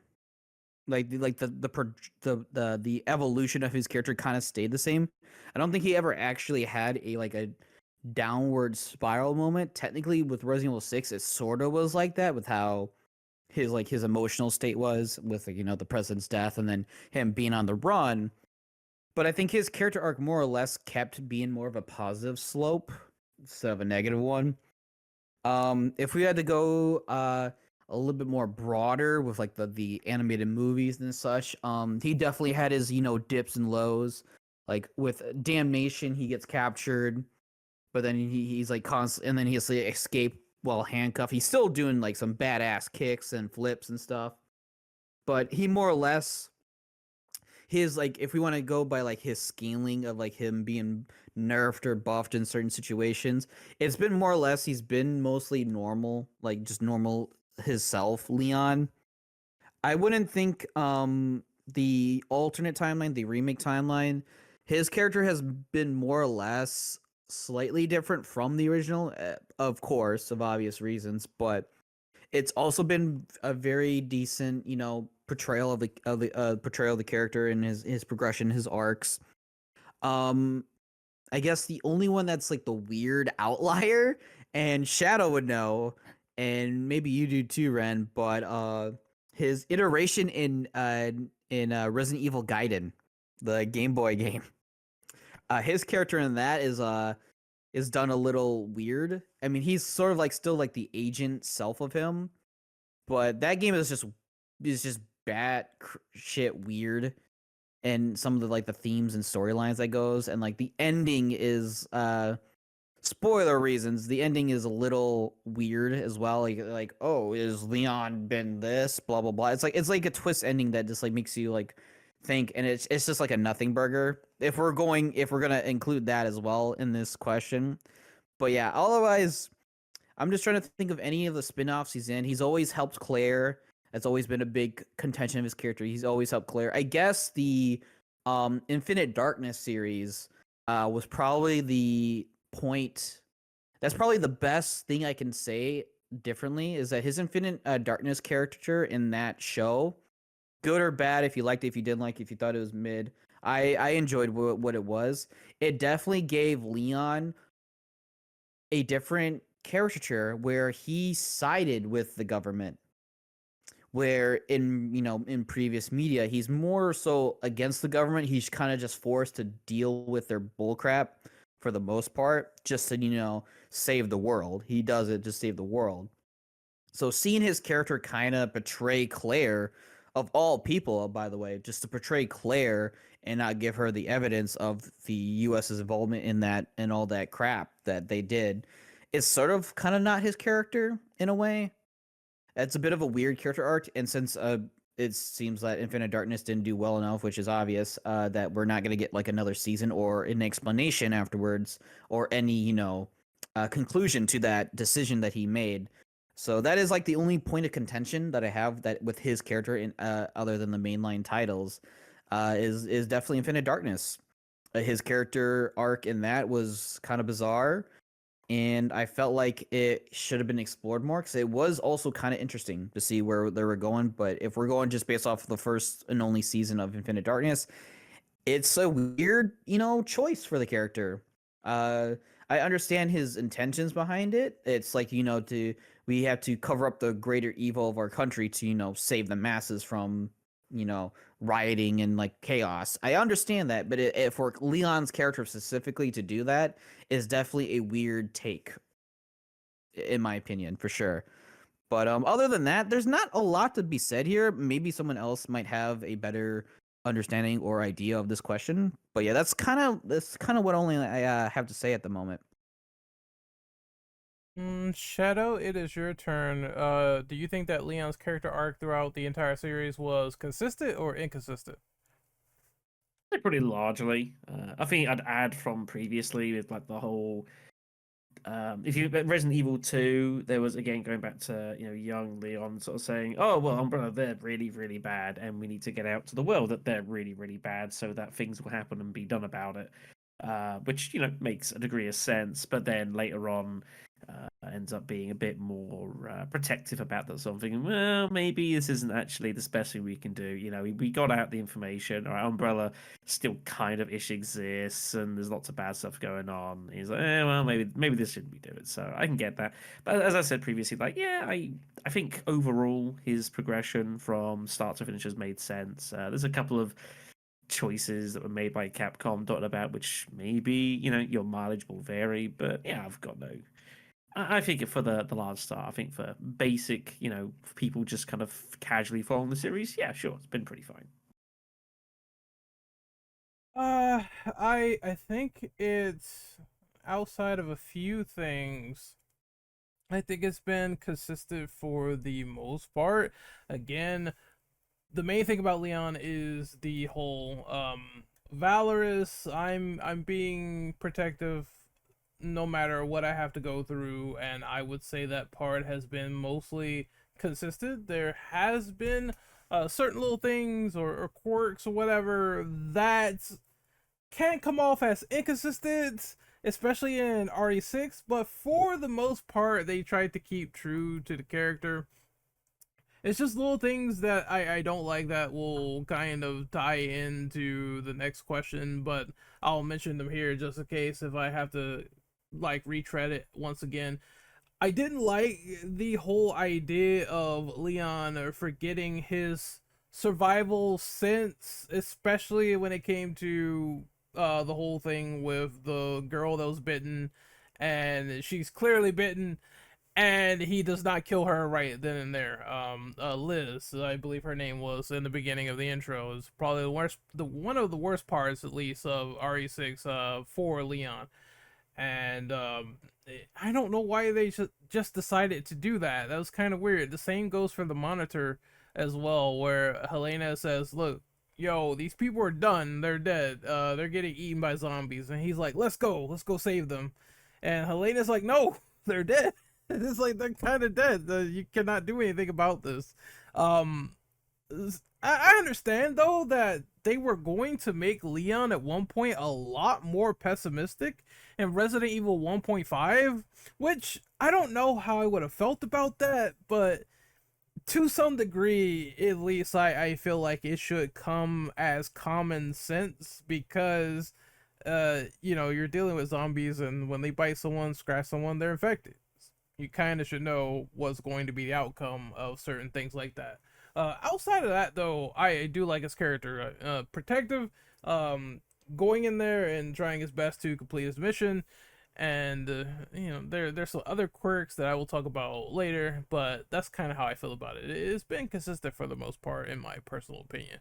Next up is Slash. What do you think of Leon's character arcs throughout the series? Have they been consistent or inconsistent?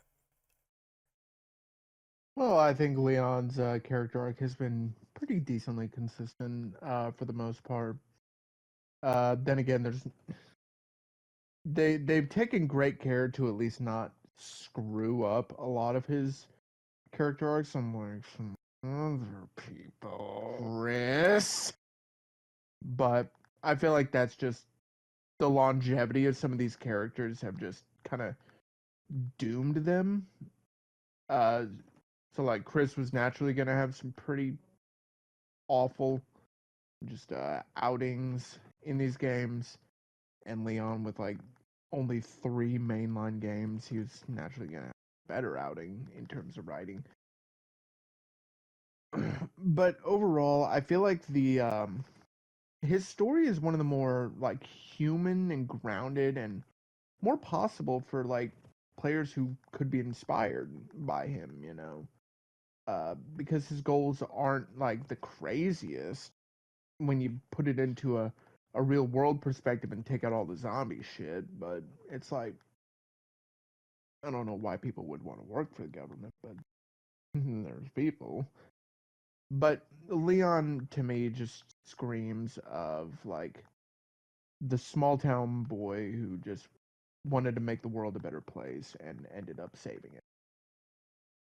And it's again a really inspiring story. So I hope Capcom doesn't proceed to fuck it up any more than they tried to with Vendetta, but we'll see about that. Uh, Time will tell on the verdict of that. But I feel like in terms of the oh god, I've been talking so long, I've kind of lost my train of thought here. Oh, you need a I minute? think I may have needed to write down this question because I did not expect to talk this much already. But I feel like I'm just gonna keep rambling on if I keep going on saying the same thing. So I'm gonna go ahead and move on. Okay, that's fair enough. We're gonna move on to the next question. Is there anything that you dislike so far about Leon, whether it's a character trait or something about him that you never liked in the first place that was introduced, maybe from another character, or maybe as a protagonist of the series? Because I see a lot of complaints where people are like, Leon and Chris have been leading the series for way too long. There needs to be someone else. How do you feel? I'm gonna go with Austin first on this question. Okay, so um it's hard because again, this is my favorite character, but I say any of the flaws that he has probably is derived a lot from the RE6 era of Leon, which is pretty, normal because that's probably the lowest of Leon has been. Other than I guess Resident Evil 2, where he's a rookie, but we can't really, fault him for a lot of things because he is, not a government agent at that point. But I would have to point out is that a lot of his inconsistencies with Resident Evil 6, as you pointed out in the last question that I completely forgot. Um, yeah, his survival sense kind of goes away for the plot or for like weird dialogue. Again, Resident Evil 6 is a very weird game and very, very weirdly written, as we all know. And even though I still enjoy that game a lot, especially since I co-op that with my dad, and that's a whole other story in general, but there's definitely a lot of moments where Leon's just like super just looking confused. He like doesn't know what the hell's going on. The whole like Ada and Carla switch up, it like has him so like mesmerized and like what the hell's going on here. And he's always like trying to find an answer. It seems to like Leon's like just not all the way there like mentally, which I guess makes sense at this point in the age. Like I believe, excuse me, I believe he's like hitting his mid-30s at that point, mid-30s or something like that. Maybe a little bit like late 30s, I would say. 37. Yeah, 37, I 37. think. Yep. So he's getting there in age. His experience is now starting to get replaced with the trauma and scars he's been developing over time. And we don't know exactly how the president got infected. Like I don't remember exactly. There might be some like notes or text that you can read in like some of the files that explains a little bit of that. All we Gotcha. know, yeah. All we know is that from Helena's perspective is that she's the reason why the president got infected, which makes a little bit more sense. But considering how Leon is kind of like the super agent for the most part, that there's just a lot of unanswered, a lot of unanswered questions that we have about his character and like certain events that happen and occur. I guess we can go to the point that Leon is able to still survive from like ridiculous like moments of like strength and like being launched halfway down like the planet in Resident Evil 6, and like he's in like some mummy's tomb, and then they go even further down like how the and then they somehow end up like just at the bottom of a mountain. But that's mostly like a game design, not really like Leon's fault. But like yeah, there's just a lot of stuff in Leon's like worldview that can be viewed as like him doing these superhuman stuff, which is the charm of the character. But overall, like I said, I don't really have a lot to complain about his character. Like he has his flaws, which is he sucks with women. Um, Ada kind of pulls him around on a leash, and he kind of goes a little dumb for her. But that's just how some guys are with women that they like. But overall, I don't think he's the most perfectly flawed character, but I don't think he's the worst at it either in terms of like being powerful as a character and like his abilities, but also being flawed as a character in general. But yeah, it's a little hard for me to like come up with anything like surreal with it. But yeah, definitely would like to hear other people's opinions on this one for sure. I guess I can go next with some dislikes. I mean, I've kind of covered them a little bit in the last question, but I do feel like Resident Evil 6 just kind of makes him a bit dumb with what goes down, especially that Carla example. I'm just like, and I guess you can kind of tie this into Chris. I do not understand how they see uh the woman in the blue dress and the woman in the red, and they can't tell the difference between the two of them. Like what has happened? Someone has changed clothes. Nobody ever questions that, which I always thought was super weird, especially for Leon.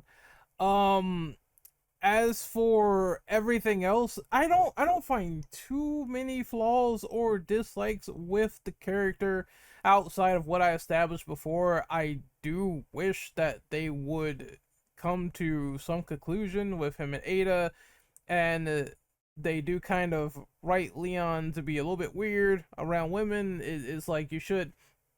I'm gonna keep going back to 6 because I feel like I'm kicking a dead horse, but I do think there should have been more questions about where Helena was leading him to, because you never know. It could be a trap. It could be some form of a trap or whatever, and the dialogue never explains that or illustrates that. I just do not like his character in that game for like half of it. When he goes to China, he becomes better, but in the beginning, it's almost insufferable. But that's the only thing I just don't like about him so far, and I do hope that the whole trouble with women plot line uh has a lot more strength to it, because well, we seen what happens when Chris was like trusting a Carla. His whole team got killed. Uh so I hope he has like a little bit more sharpness and wits, because he's getting into his 40s at this point, and that's the only thing I have to say about that. Shadow, have you gone on this question yet? No, no, I have not. What do you dislike about Leon? Any personal gripes? Not many. I can more sort of see why some people might not be can have some issues, I guess. I mean, Leon does kind of make himself a bit of an isolationist by kind of his nature. And he feels he's got to take a lot of the weight on himself, but it is a bit awkward because then, like, he's obviously gone through a hell of a lot. He's got a lot on his plate, and you do kind of need people in around you to kind of deal with that and to kind of go over that. So I can get why people might say, well, he's kind of doing it to himself a little bit. He's depriving himself of like getting close to really anyone, all these friendships, and I can kind of get that. But outside of that, really, I think it's kind of probably a bit nitpicky. Obviously and to be honest, some of the calls are largely just decisions that were made by the writing team that were like, yeah, maybe you should have done that. But that's probably about the only thing I would sort of say. Maybe like he could be a bit more open now, realistically. I suppose we'll find out in a probably likely very soon future portrayal, see if they're going to do that. But that's the main thing that kind of got me a little bit. It's like, well, sometimes you can do it to yourself a little bit, but what are you going to do? Flash, have you gone on this yet? No, I have not. Is there some things you dislike about Leon? Well, obviously, I think every character is gonna have something that people dislike them for. With Leon, I feel like all of us are just gonna say RE6, but I'm actually gonna mostly say like Vendetta, because I feel like Leon just kind of. Vendetta and Six kind of go hand in hand with each other. They are the absolute worst piles of Resident Evil possibly. Like a tribute to some of these legendary characters, because for like RE6, I feel like people forget that like Leon's not the only one who gets like really dumbified in RE6. Everyone kind of gets dumbified in RE6 just to serve the plot, just to make Simmons the dumbass make himself feel smarter than he actually is, and Carla's entire plan to actually at least make some sense. Because if Leon was as smart as he was in 2, let alone 4, RE6 would not have a plot. It would have been over within like 10 seconds. So that's what I feel. But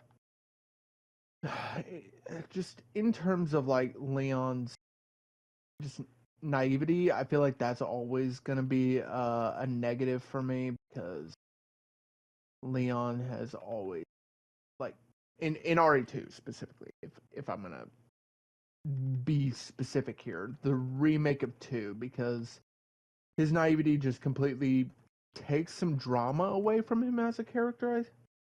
I think, because I feel like it's cheap, like cheap naivety is a cheap writing flaw for me, because I feel like you can come up with people making mistakes or having flaws or making mischaracter like making bad character judgments on certain people, and not make these people just naive as all hell.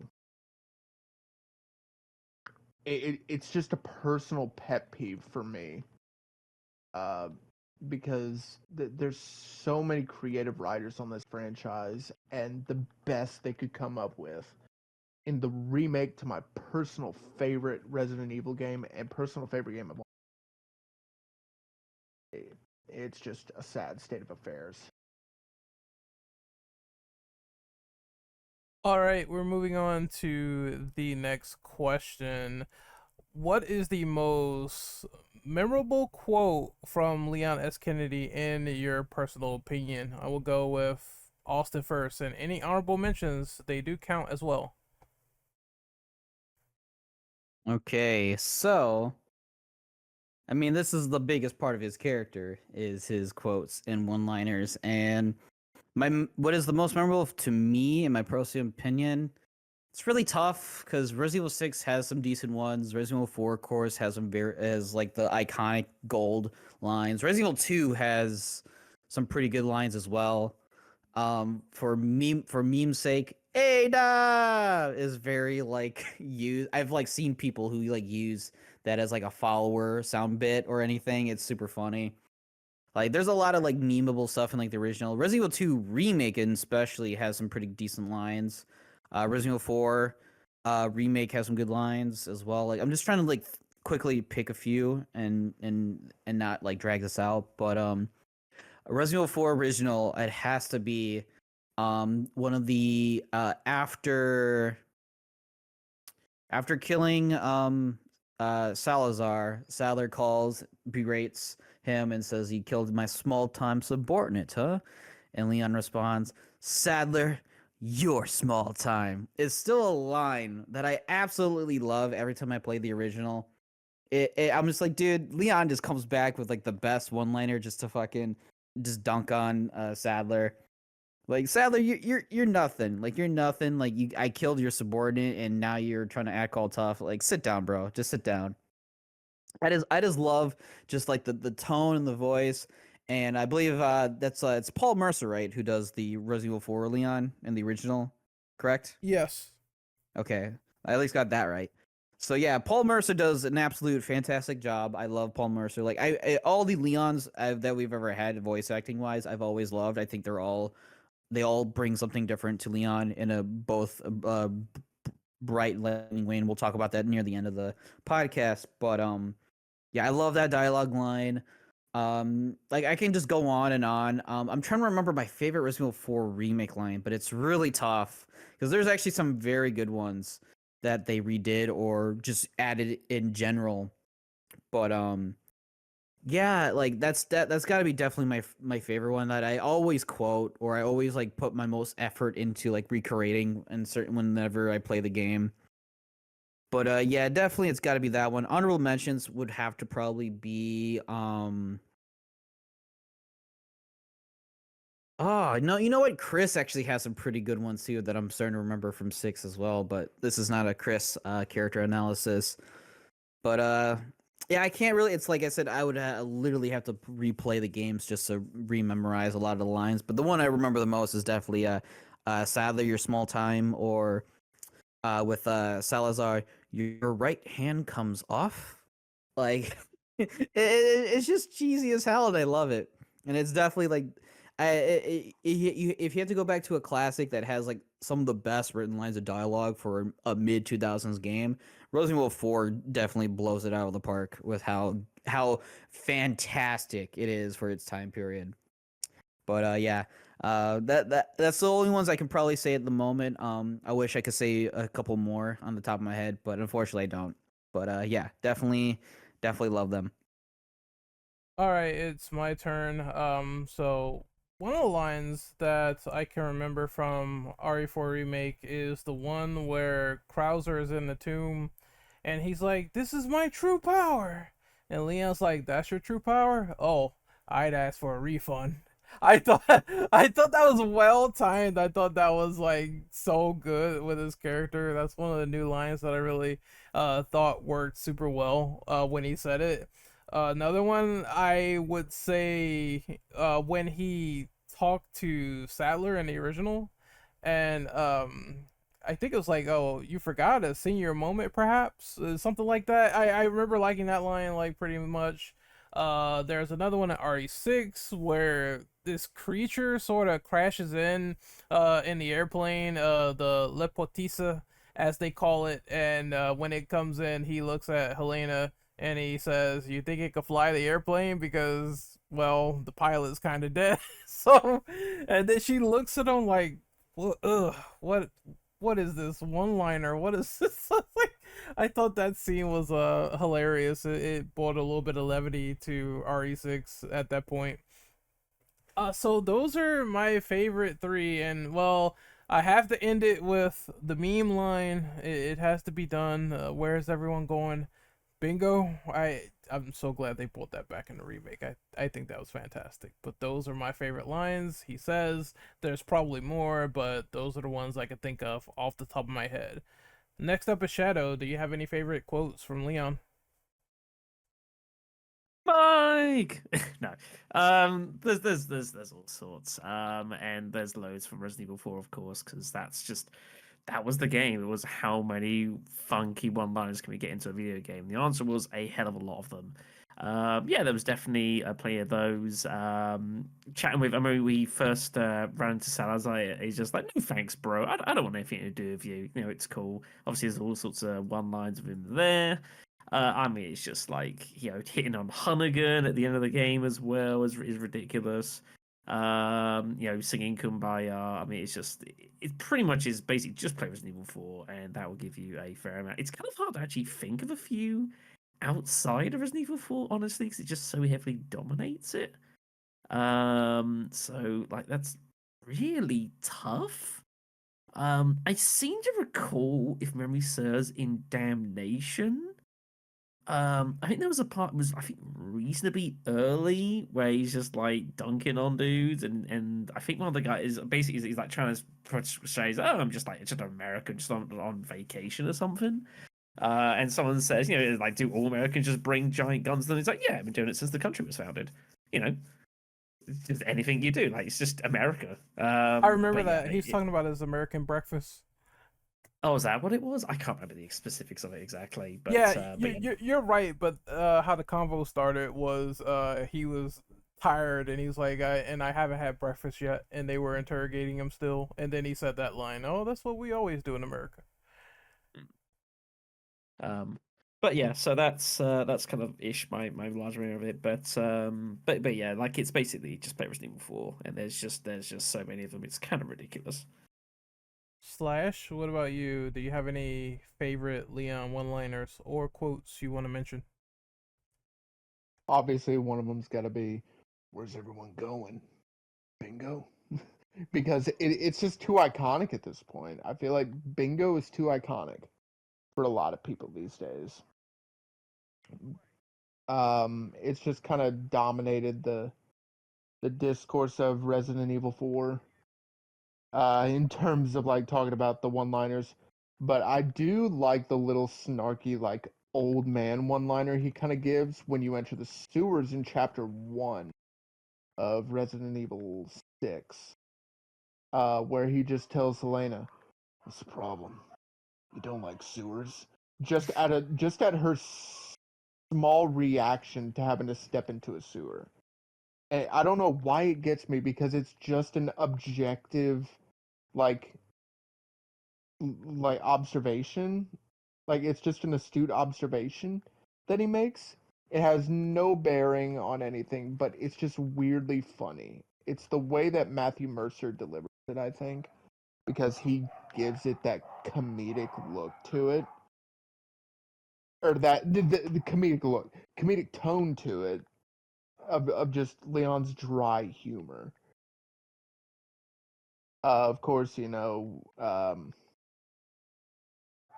whole women, that comment, because I feel like that gets thrown around every fucking week in Resident Evil like meme centrals. But yeah, like Shadow said, outside of Resident Evil 4, it is hard to look for them because they're just all over Resident Evil 4. That's really the one that gets the most love and attention.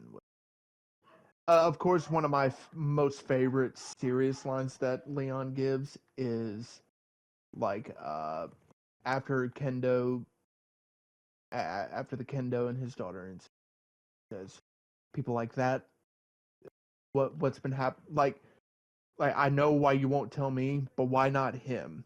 And then the gunshot happens, and then he says, "What's the exact line?" He says, "People like them, helping them. That's why I joined the force." It really shows his like caring attitude that I feel like a lot of the later games in the original timeline just didn't really care to bring back up.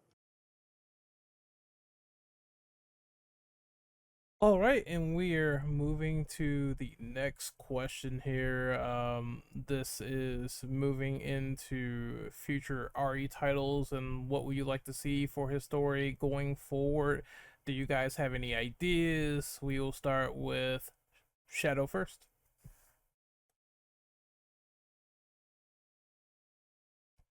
Sorry, hold on, give me 1 second. Okay. Sorry, yeah. So I mean, I imagine we will see him probably fairly soon in a future title. It's one I've been speaking about obviously for a long time, Resident Evil 9.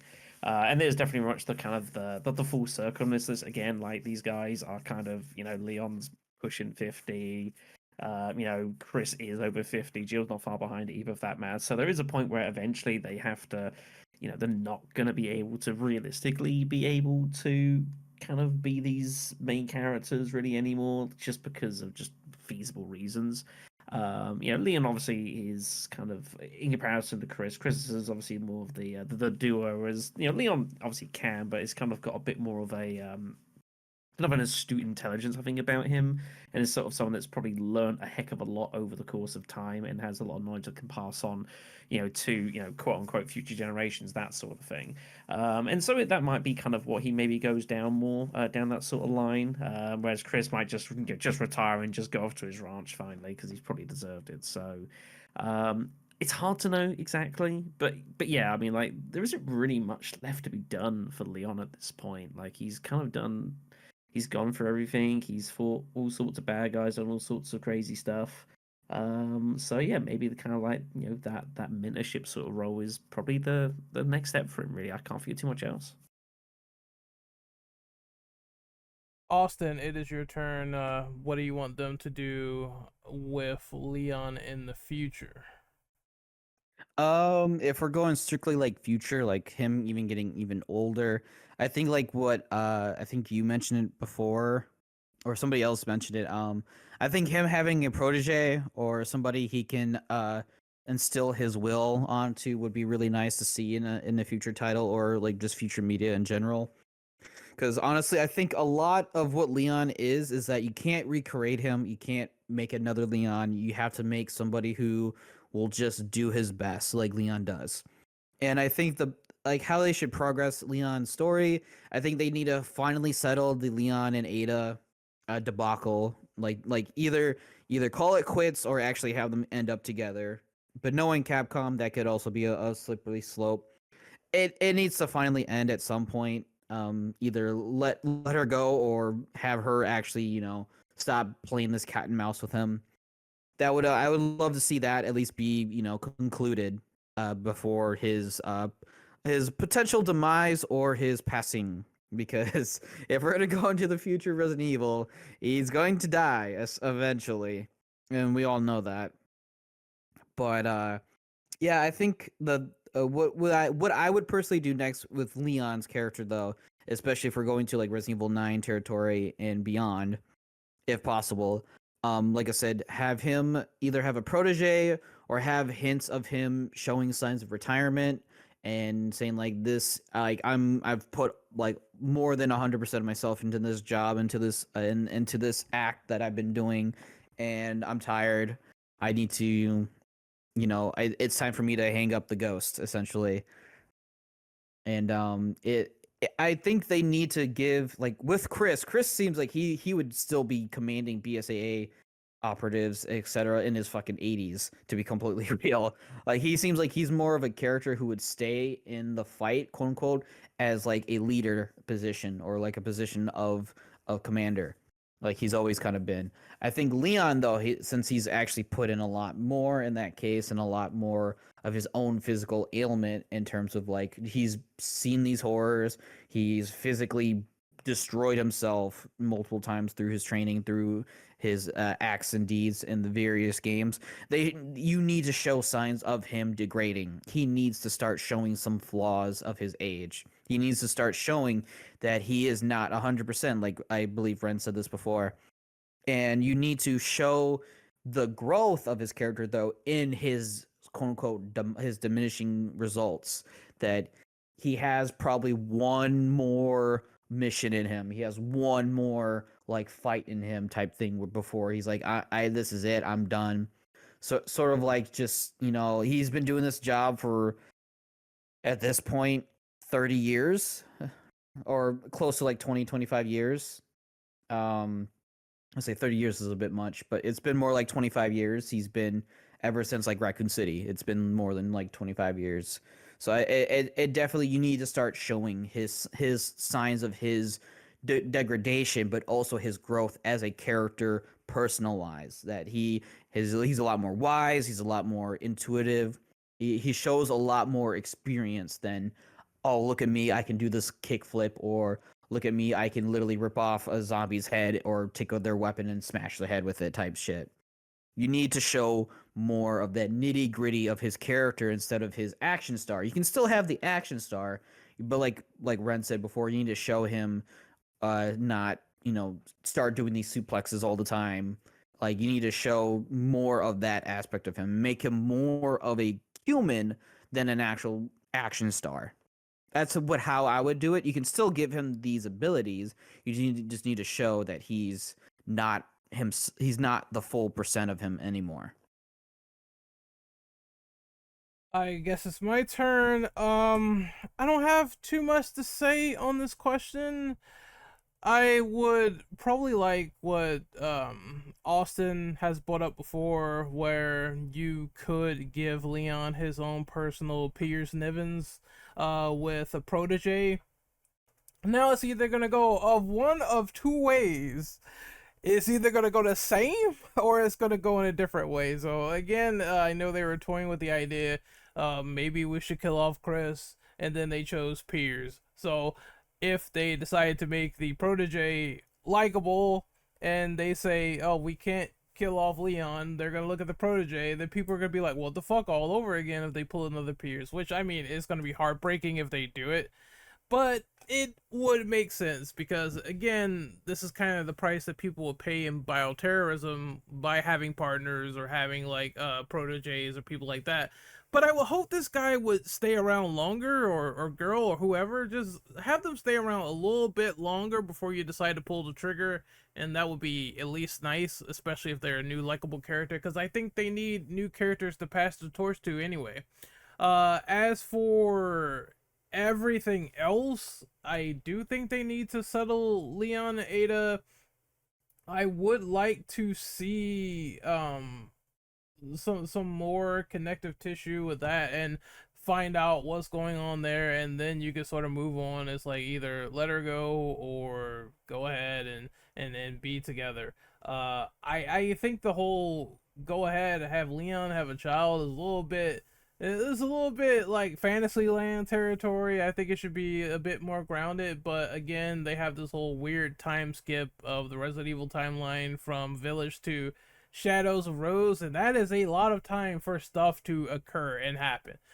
So I remember in one of my videos I speculated maybe he has a kid or something like that, because it seems like a logical scenario given all that time that has passed. There's going to be people that will be vastly changed throughout the series, and at least the world isn't destroyed. So we know that Chris is still around, but we don't know about Leon. That's one of the main mysteries behind everything. And I don't know, maybe they could play up on that at least. But yeah, that's a weird point in time when they have that little time skip, and you hear some of these mentions and rumblings, and you see some of the world.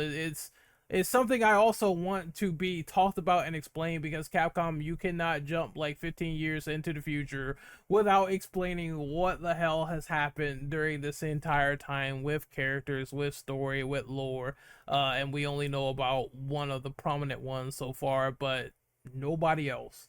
So yes, I think that needs to also be talked about as well, and it kind of does tie into the Leon character. I mean, they created it, they need to explain it. And that's what I think, at least about that, because it ties into Leon in general. Slash, what about you? Is there anything you want in terms of the future to be explained with Leon in future games? Well, I think I said in a previous question relatively what I would like to see out of Leon, and that's sending him off into the sunset in a blaze of glory. I feel like at this point, that's the only character that, like, at this point, I could care about dying, because I've gotten enough of him, but not too much to the point that I'm just begging on my hands and knees for him never to appear in anything ever again, like Chris. So there's not much I could add else to this question. So I'm just gonna go ahead. We've already been here for about 2 hours, so I'll just go ahead and move us along. Alrighty. So in terms of story, or in terms of scenes, badass scenes, is there any cool Leon Kennedy moments you want to talk about? Top three, and I will go with Austin first.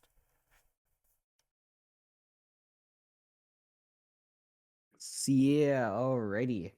On to this question. Top three Colos Leonis Kennedy moments. Let's see. This is a tough one because I also have to think about I already know my number one, and I'll say that at the end of this. Number three, we probably that's tough because there's a lot of cool moments in both like Resident Evil 2, Resident Evil 4, and Resident Evil 6 that I can think of, both in the remakes and in the original. But it's a tough one because if I had to say, if I had to go to Resident Evil 6, I think, I mean, you could. It's technically an in-game prompt you can do, but I guess it kind of counts. But you can literally climb up the Simmons boss fight in 6, when you're doing the electric prod stuff. You can actually climb up on Simmons, and with Leon, he will literally shove a grenade in one of like Simmons like spores, and he like literally flips off of it and lands like hero style. And I always, whenever first time I did that with like just a random playthrough, I just did that randomly, did not even know it was a thing, that if you just needed a grenade in your inventory. And it reminded me of Resident Evil 5 when you're fighting the U3, or I can't remember, the U3, U2, I can't remember which one that one was called. I think it was U3. With Chris, you can throw grenades in his mouth, and it's like it actually kills it faster by doing that. So it reminded me of that moment, but it was like way cooler. Cause I was like, what the hell? Like, there's actually some really cool details that I've never found before, and that's one of them. So I'll name that as number 3. If I had to go to number 2, it probably would have to be probably Resident Evil 4 related.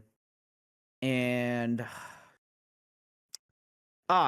it has to be probably the knife fight between Krauser and the original. I don't know why. That's probably like, I just remember that scene being so tense and like really cool, because I love knife work in movies and stuff like John Wick, Captain America, Winter Soldier. I really love knife movements, knife choreography. It's like the coolest thing I've ever seen, and it's a lot of things I put in my own, like, writings, and the stuff that I do. But it's really cool just seeing like that version, and then when you get to like the Resident Evil 4 remake, which kind of does it in a gameplay perspective, is also really cool. But I just love the direction, the camera work, and just like the subtle like movements they do in that sequence is so cool. It's probably like the one I remember the most, because it's the one I've seen the most, because you have to do it in the game. You're forced to do this knife sequence, even though the button prompts can be, a little tricky. Sometimes I heard stories of people dying all over on like deathless runs and stuff. But yeah, that's definitely my number 2, is definitely the knife fight with Krauser, and I guess both versions work in that regard. And then number 1, the coolest Leon S. Kennedy moment, it's got to be Vendetta. It has to be in Vendetta when when him and Chris are taking on the zombies together, and just him doing his John Wick skills. I'm just like, this is just for me. This is literally made for me. I love John Wick, and John Wick's like one of my favorite like movie characters at this time and period. But then you just see Leon doing exactly the same thing, but against zombies, and he's kicking their goddamn ass. And Chris is doing some crazy stuff too, but Leon though is sliding around quick switching to each zombie, shooting them, reloading really quick, and then you just see him just switch between targets, doing his like Gunkado shit. It is absolutely dope, and it is like, that movie gets memed on all the time with some of its sequences and stuff, which I understand, but that sequence alone is something that is burned in my mind as one of the coolest like Resident Evil Leon moments, in my personal opinion. It is exquisitely awesome, and I just absolutely love it. Okay, it is my turn. So top 3 is kind of hard, but I'm gonna keep it basic mode. Number 1 is obviously the laser hallway in OG RE4. That scene is so badass. I love it. Once again, I believe that is a homage to the Resident Evil films. So seeing Leon just like sort of do it, jump through the lasers, this is kind of cool. I know it's like wacky, over the top as fuck, but it's still a cool moment nonetheless, and it's one that I always will remember when playing that game and just diving through. And the final one where he does the giant backflip over the laser wall, I thought that shit was awesome during the time. It was really interesting. Uh, Number 2 moments, I would say that it has to go to the motorcycle sequence in Vendetta. Now, look, I know this scene is ridiculous with the ending, cut out the ending where he throws a grenade into live traffic, because once again that could also go into some of the dislikes I had with some of Leon's character, because that sheer destruction of human life, that's something that Leon would not do. They clearly did that to make the movie cool. But look, cut that part out, and it's a pretty cool and interesting chase scene of him doing these motorcycle tricks and shooting all these dogs everywhere. It's just a cool sequence in general. And for the third coolest moment, um, I would honestly say him killing Sattler at the end of RE4 remake was cool. It kind of fluctuates a little bit, but it's kind of awesome where he takes the giant like staff and says, "I'll give you a holy body," and stabs like Sattler in the jaw. It's a cool sequence. I think the way he finished him in the remake was a lot cooler than initially with the RPG. Even though they're both iconic, I just like that one final quip before he puts it into the final big boss. I always like that very much. So I would say those are my top three moments to keep it nice and simple and clean. Next up is Shadow. Any top three moments, badass moments from Leon S. Kennedy that you enjoyed? Let's see if we can try and think of ones that are different. Let's probably go with, I'd say, Sadler. Not Sadler, but Salazar, when in the first meeting, when he gets dropped down the pit into the attempted spikes, and of course he just gadgets his way out of it because he does, grapple hook, shoots the drums, like, just get out of here, just wasting my time. I'd also probably say as well, actually, Resident Evil 4, probably when Leon and Ada first run into each other, I actually think is actually quite an underrated moment. There's a lot of kind of cool stuff going on. Obviously, Leon showing that he's learned a lot about kind of like how to deal with himself and take care of himself. Not bringing a gun to a knife fight sort of thing.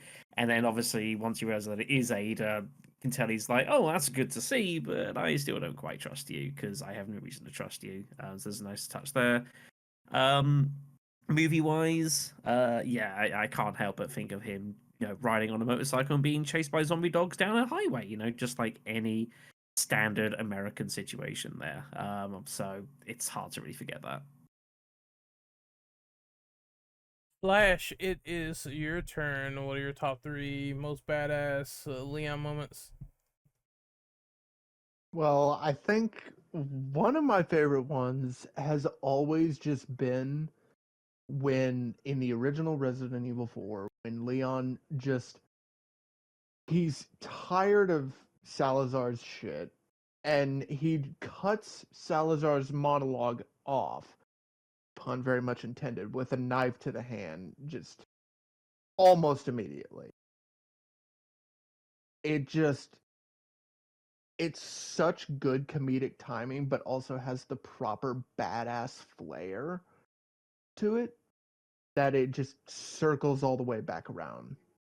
It's an infinite feedback loop of funny and badass. Um, I can't it for the life of me say anything from Vendetta because I'm gonna be the one to say it. I didn't think anything in Vendetta was cool. I thought it was just stupid. I was like, if I wanted to watch any of this, I might as well just go back and watch Michael Bay's Transformers because I'll get more fun out of it because at least there were more explosions. But another cool moment, uh, oof. I'm trying to think of one. Resident Evil 6. Crashing the plane. I will say again funny but fucking cool as hell because it infinite feedback loop. It's so funny it becomes cool. But then it kind of gets ridiculous when you're on the train as or yeah, when you're on the train as Ada and you just see I'm just like, "Oh, hi Leon. Hey, that isn't as fun anymore." But nah, I felt like that moment in Resi 6 was one of the cooler moments in that game just because it's just so funny. Um And I think another one, my final one, that's gonna be a bit tougher. That's gonna be tougher. Hmm. Jesus, I did not come in prepared for this question. Hell. Oh God. Probably the village fight. I know it's purely gameplay and it's gonna be hella player centric into it, but I just love how fucking amazing and badass that can get if you do each one of the set pieces in the village fight in the remake. So like if you shoot the lantern down in the barn and burn the cow and you just get a pay me for the like I'll pay you the damages later. Really badass line from Leon right there. If you fall down through the tower, if you get Dr. Salvador just chainsawing one of the ramps, that's like right there. I felt like that was a really fucking cool moment because I experienced that for the first time in the demo, and I was like, oh, well, ain't that new? Um, and it was just so funny just seeing all of that carnage happen, and I can't help but just not put it in one of the better moments for Leon. So All right, we're moving on to the next question. And this is, how do you feel about Leon's interactions with other survivors in the series with Resident Evil? And do you think storylines were great when they tied in? Do you think they were bad? Let us know your opinion. And I'll start with Slash first. oh wow, I go first. Repeat the question. I was kind of zoning out, expecting to be the last one again. So So that's fine. I said, what do you think about other prominent characters like Claire, Chris, and Jill interacting with Leon? If you've seen that media, and what do you think of their intersecting storylines? Do you think they worked well, or do you think it didn't? I think it entirely depends on the piece of. I have not seen Death Island again, so I cannot really comment on it. In fact, I might chase it down. It's on Netflix, correct? I think so. Don't quote me on that I'll though. tr- I would I'll imagine try so. and I believe that's Yeah. where we watched it. Yes. okay, I'll try and chase it down. I know I've heard it's not good, but I at least want to chase it down to like say, hey, Death Island. It's like a 7. It's like a 7. It's not that It's bad. like okay, okay. But for Chris, I felt like in Resident Evil 6 that was the best. Those were the best segments. Like the best story elements of 6 were the interactions between Leon and Chris over comms or in person. Leon versus Chris was one of the biggest selling moments of Resident Evil 6. Like if we're going to be particularly honest here, let's remember that. But I felt like at the same time, with characters like Jake and Sherry, it just didn't work as well. Just simply because it felt like they were trying so hard to make Jake the new Leon. All considering he's got 2 post-credit scenes, and the like Resident Evil 6 considerably ends teasing a Jake Mueller game that thank God never happened. But I felt like Leon himself just works better with certain characters and he doesn't work at all with others. You know, it's not particularly his fault, it's more the writing, you know. You can't put Leon together with a character very similar to him because that's just going to create conflict. And it just, completely throws it off. Shadow, what about you? What do you think of Leon's interactions with the other main survivors of Resident Evil? I think they're sort of fairly hit and miss. I think at times trending towards positive. We've obviously talked extent with Ada. Obviously, Claire is something that goes back to the start and is obviously touched upon every now and again. It's kind of like there's that comradeship, but both of them are kind of like, I'm glad to have you as a friend, but that's probably, it depends. Like sometimes it's like, yeah, that's good enough. Sometimes it's apparently not good enough. It's all very kind of messy. And yeah, like the interaction with in Death Island, if you've not seen it, were fine. But obviously everyone there is just like, yeah, we've all gone through a lot of shit, and this is not our first rodeo, so. But yeah, overall, I think positive.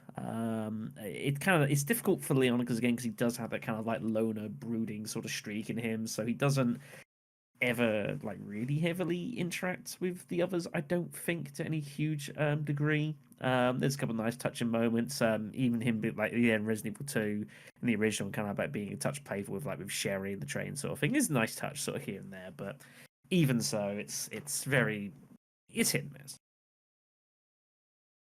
All right, it's my turn, and I have to agree. It's a little bit weird. There's some characters that he really works well with. You see the complications of him having that partnership with Claire Redfield, and I think that's the character that brings the most out of him in terms of like some of their ideals. She went to be humanitarian, he went to do something else in field work, fighting bio terrorist monsters for a living. So those two kind of have this symmetry that was always there since Resident Evil 2. And I do like how it got like complicated over time. He had his own ideals being with the government, and she was like, "Oh, you're gonna treat me like a kid again? I don't want that. I just want to, expose all this mess so the people that are in charge, the powers that be, gets punished, and you understand the consequences of what is going to transpire in Infinite Darkness between these two characters having this broken up friendship." Um, Naturally speaking, though, everyone else is just kind of like, it just seemed like they put Chris in there along with him because they never seen each other before, even though there's like lore and history where they actually did meet before and Claire was trying to be nice and introduce them together.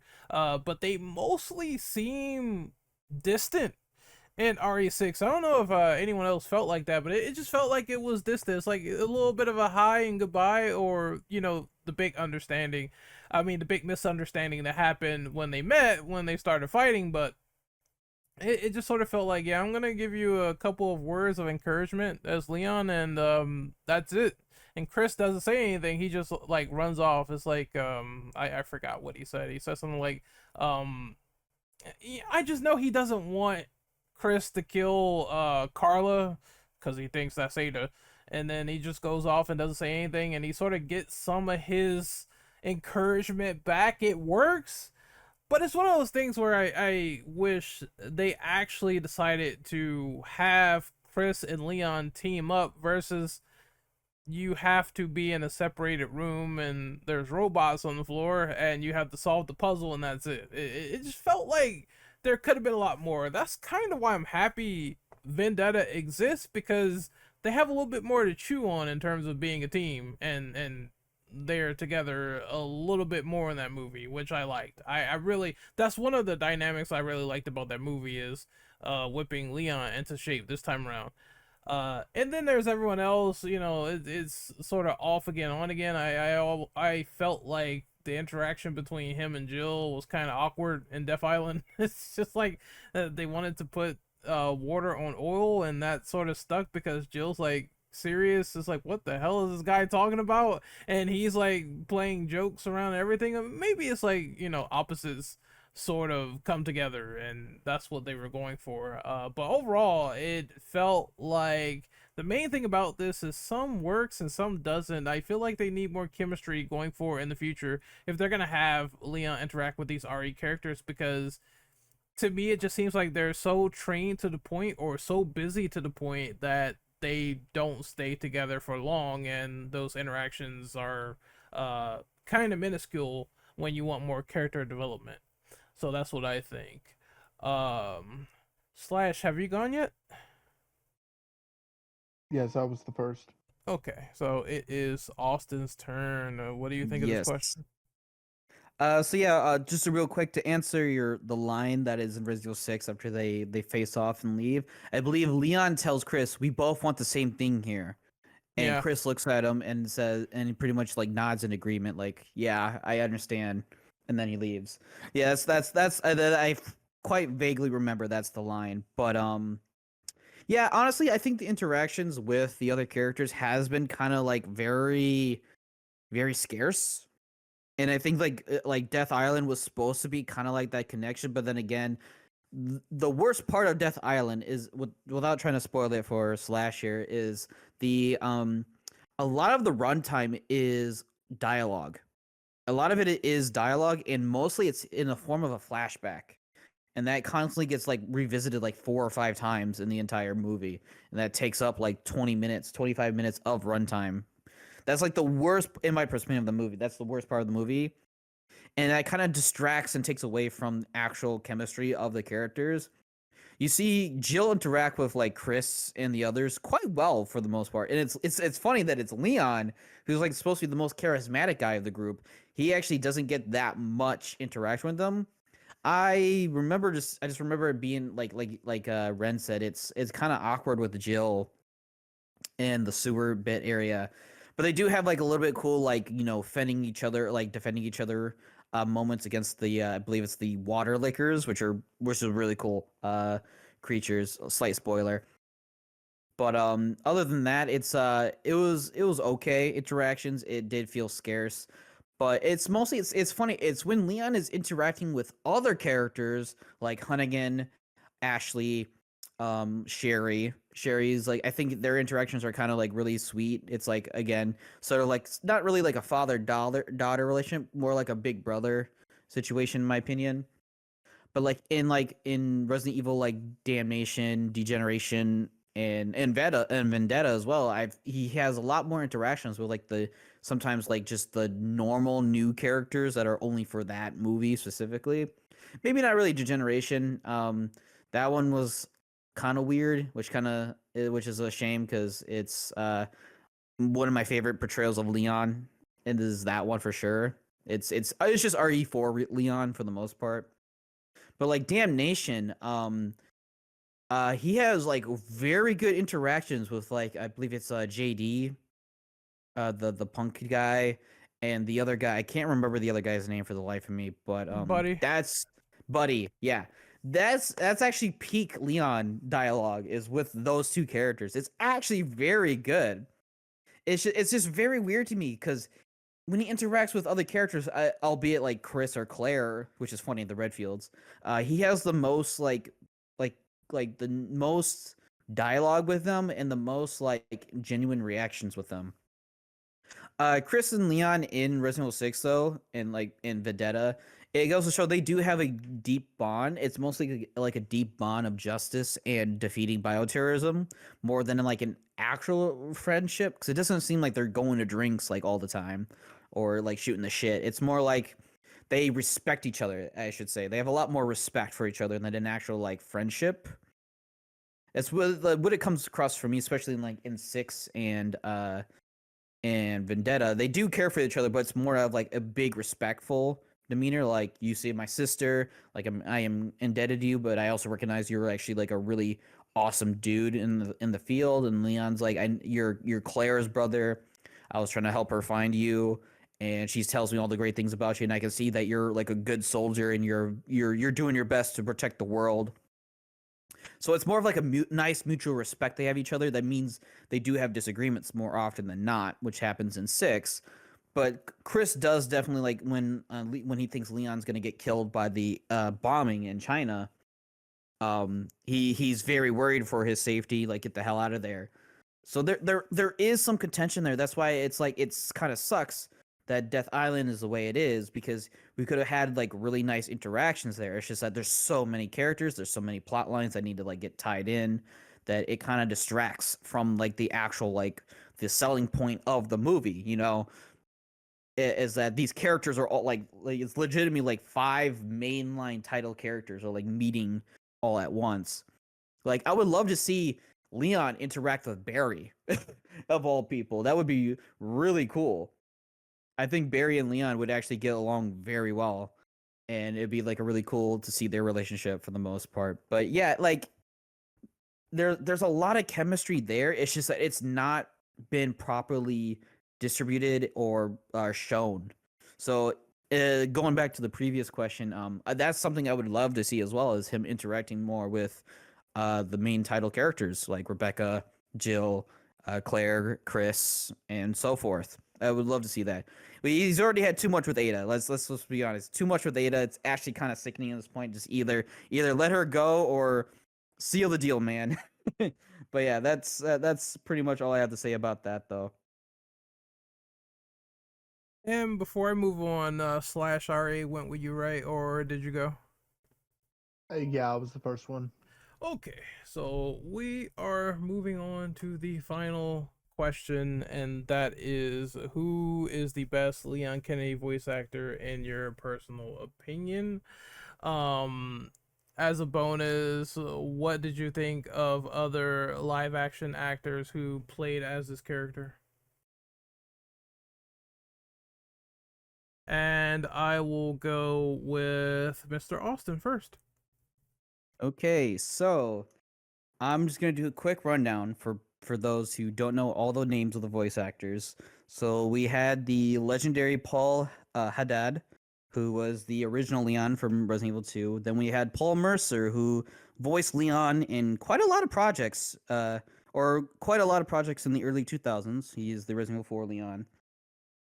We had a weird switch up with Christian Lands for the Operation Raccoon City Leon, which is funny because he actually sounds a lot like Paul Mercer.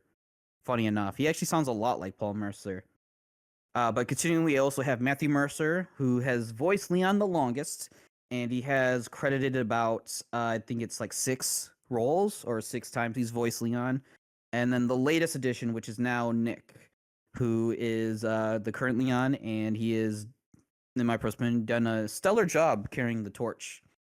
For my personal favorite, though, of the voice actors is definitely Matthew.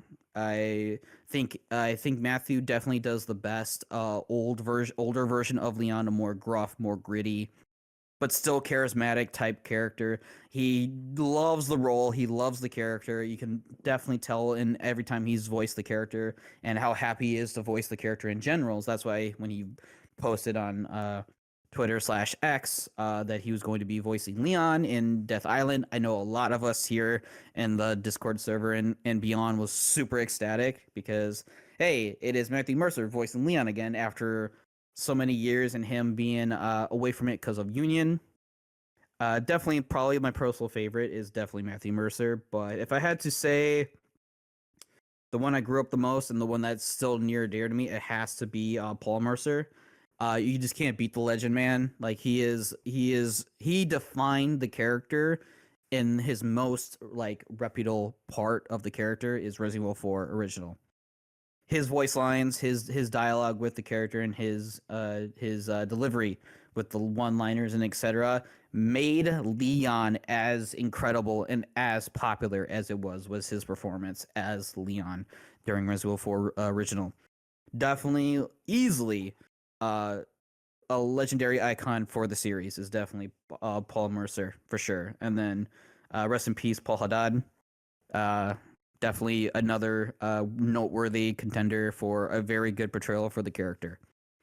As for the bonus, we've only had 2, if I remember correctly. We've only had 2 actors play as Leon. I can't remember the actor's name for Leon in the Paul Anderson movies. I can't remember for the life of me. But I thought he was actually a very solid Leon. They kind of did him dirty, of course. Anderson with his crappy writing, of course, completely destroyed the character. But I think the actor did the best he could. He looked like Leon, to be completely honest. He looked like a really good Leon, and he sounded like a decent Leon. It's just that he was given like some of the worst writing possible. We won't talk about that though. And then we go into Welcome to Raccoon City, Leon. I know a lot of people definitely harassed. I can't remember the name on the top of my head. I like the actor. I really do. I thought him being casted as Leon, I was like, huh, that's weird, but I'll see where it goes. Movie comes out, and I think he's actually not bad at all. I think he was actually a pretty solid Leon. Again, the haircut, they should have given him a haircut, should have given him his bowl cut, but I look at it now as just an alternate version of Leon's design, is that he just has longer hair. Nothing bad about it. I think he fits the suit well. I think he fits the RPD outfit really well. And I think his depiction of the character is a little bit more innocent, but that's because that is during, the Raccoon City incident. And it is slightly different because he is there during the entire apocalypse starting. So that is like the big major factor of that movie. But yeah, there's not much else to say. Matthew Mercer is my favorite, and I will always say that Leon has not had a terrible voice actor whatsoever. He's always had somebody who was stellar, who was amazing, who was noteworthy, and I'm actually pretty happy that he has gotten the recognition that he deserves, and the voice actors themselves, like Nick and Matt and Paul and everybody else, they have done a amazing job, for sure. It is Shadow's turn. Shadow, how do you feel about the Leon voice actors? And as a bonus question, how did you feel about the actors in live action with the Anderson series and Welcome to Raccoon City? I think they were fine. The live action ones. They was. It's never easy casting or being in the role of a very notable video game character in a movie. When people in the movie watching it, the casuals may not really know a whole lot about the character, but the people that watch the video games and that's obviously know him exceptionally well. And it's very difficult to cast between the two. That's a whole different situation. As I've said, yeah, like it kind of depends probably when you grew up. Obviously, Paul had doing it in the very first game, introducing it, but most people probably. I mean, of my generation, would probably say Paul Mercier, just because Resident Evil 4 going onwards, and that was like when Leon kind of like was really established.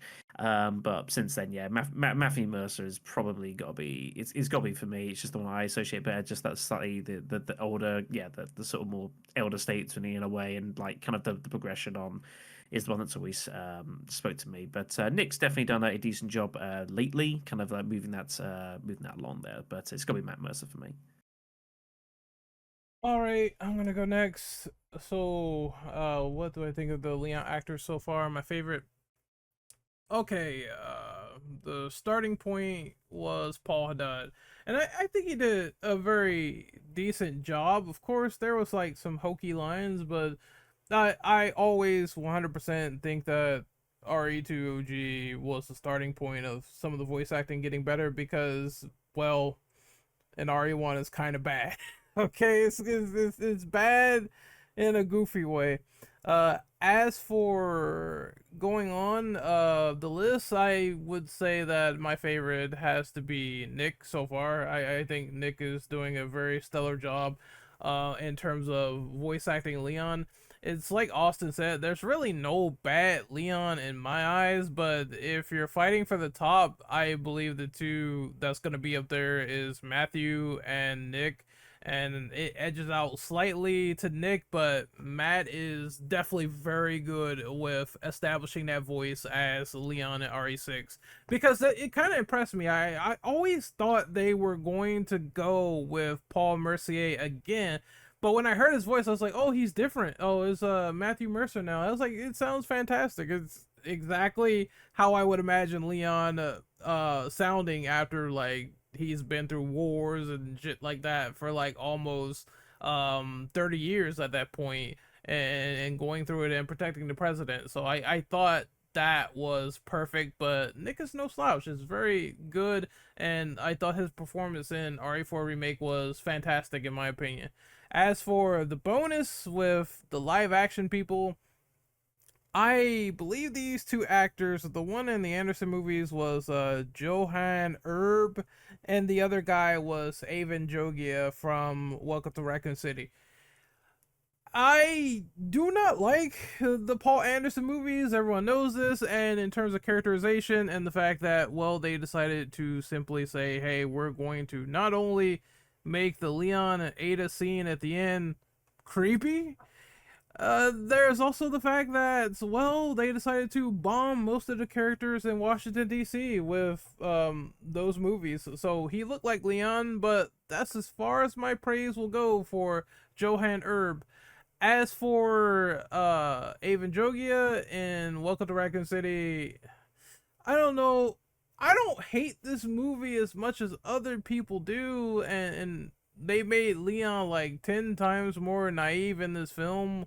Uh, which he is kind of a little bit cool at the end. I will give him props for that, but I don't know why they didn't decide to make him look more like Leon when we seen Avon Jogia with blonde hair before, which is that is absolutely weird to me that they decided to say, "Hey, just go in here looking like Carlos and that's it." Even though this actor actually did have blonde hair, short hair before, I don't know what they were thinking. But overall, I did not like the appearance of it whatsoever because he looked like a entirely different person to me in an RPD outfit. He could be almost anyone else, but it's not Leon to me in terms of looks. But I thought the interpretation for what it wasn't the worst thing in the world, but I know a lot of people that don't like this movie, so I'm not gonna dwell on it too much. It's just what I think. They definitely could have a live action rendition that can outclass these two for sure. It remains to be seen. I guess we'll see it when they do the new Zach Krieger movie that's coming out next year. I don't have too much faith, but a lot of people tell me, especially someone that I know, that they love Barbarian, so I'm gonna give it a shot and see how it is. And if I don't like the movie, I'll be here next year on the podcast talking about that film in next September. But I guess we'll see. Next up is Slash. What do you think about the voice actors of Resident Evil for Leon S. Kennedy? And as a bonus, do you have anything to say about the live action renditions? Well, I'm just gonna burst your bubble a little bit, Ren, for that next movie. Reports have come out that it's an RE0 movie without Billy. So Those reports are 3 years old. So what people are kind of saying is they did an internal reboot. Now I don't know how that's gonna turn out, but I guess we'll have to see. I just know the scrap version of the movie, the RE0 thing, they got rid of that long ago. okay, okay, gives me a little bit of hope at least. Um, well, in terms of the live action movies, nobody hates them more than me. I think, to be honest with you, because as the last podcast we did with me, I kind of went into a near meltdown at the mere mention of Resident Evil the Final Chapter with a certain fucking character being killed with a door. But we're not going on about that today. Today we're going on about Leon. And to be honest, Leon was the better part of those movies for me. I was like, you know what? Leon's good. I like Leon in these movies. A little bit creepy how he's with Ada, but hey. And then when I watched Welcome to Raccoon City, the only thing I could think of was this movie is hella mid. But Leon is not the most bastardized thing in this movie. It's both Birkin and Wesker. They look nothing like themselves, but again, that's another story for another day. But Avanjogia, I don't know if that's how you pronounce it. The man's never pronounced his own name, so I don't even know for. But I knew him from like Victorious when I was a kid, so I was like, hey, I know this guy. Like he's a really good actor. I think he could play a good Leon. You know, he doesn't have naturally blonde hair, but you know, like you said, I've seen him in blonde hair. So when he was casted, I was like, hey, this could be good. And then when they showed the picture, I was like, oh no, oh that's not good. But as I watched the movie, he just became the most likable part of the movie for me. Everyone else but Leon just, eh. It seemed like they wanted to make a Leon movie purely, like they wanted to make a Resident Evil 4 movie, but they just purely, like the studio said, nah, you got to combine Resident. Like we don't know how you're gonna do it, just do it. And it became the mid piece of bleh that we got, you know. both Leon in the games, my favorite version of him is obviously Nick. Nick's my favorite version of him. I ever since I heard him when I first bought Resident Evil 2's remake, I was like, that sounds so much like Leon. Paul Haddad, again, God rest his soul. Um, Paul Mercier. I think it's Mercier or Mercer. I don't know. There's been so many different spellings of that and so many different sayings of his I think last it's name. Paul Mercier and Matt Mercer, Okay. I believe. Yeah, because I was like, is it Paul? Like this whole podcast, I was like, is it Paul Mercer? Have I been saying Matt's last name wrong? Because I knew one of them was Mercy. No, But I would say don't even worry about it because there's people that get the two names confused all the time. yeah. But to be honest, at the end of the day, I don't think I can compare most of the Leon voices because they all provide something new and like innovative to Leon. You know, like Paul Haddad gives us the rookie that becomes assertive by the end. Practically tells what he at the time believes an FBI agent to essentially listen to him, which crazy to me. Uh, Paul Mercier, he gives that snarky attitude to Leon that we all know and love nowadays. Matt gives him the gruff veteran who's just trying to get the job done. And Nick gives us the best of potentially all three worlds. Hopefully, if he is casted in the inevitable Resident Evil 6. So, but we'll have to wait and see that. But yeah, in terms of like actors, they all provide something good for me. I have never had any complaints about Leon as a character in the movies outside of killing him off screen in between movies. But again, that's essentially beating a dead horse. I'd rather beat a dead door at this point. So, yeah. All right, and that is the final question for this podcast. That is going to be a wrap for a while in terms of like just Resident Evil analysis. Maybe we'll do Chris or Jill sometime in the future. There's plenty of characters that you can just sort of go by the motions. I think Chris will have a very interesting discussion moving forward. We're gonna do outros though. So, Austin, where can we find you on social media? Okay, yes, you can find me over on Twitch and YouTube under the name AKAustin2TV. I've been streaming a lot more lately. I've been doing some playthroughs of Dynasty Warriors and having them uploaded directly to YouTube. So raw, uncut streams. They're not the best, but I'm hoping to improve them. But yes, you can find me on there. And that's pretty much it. I've kind of been getting away from social media for the most part. So it's just mostly my Twitch and YouTube at the moment. Shadow, where can we find you on social media, buddy? Find me on YouTube at Black Shadow 993 as well as Twitch on Black_Shadow_993. Slash, where can we find you, buddy? You can find me on Twitch at the Slasher of 78, where I've been lately streaming more Resident Evil.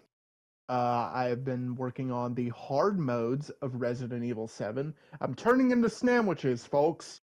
But no, we're gonna be running through, Not a Hero, Professional, Joe Must Die, Madhouse, Survival Plus, all of those. You can also find me on Blue Sky at obviously the same name, the Slasher of 78. And I believe that is it.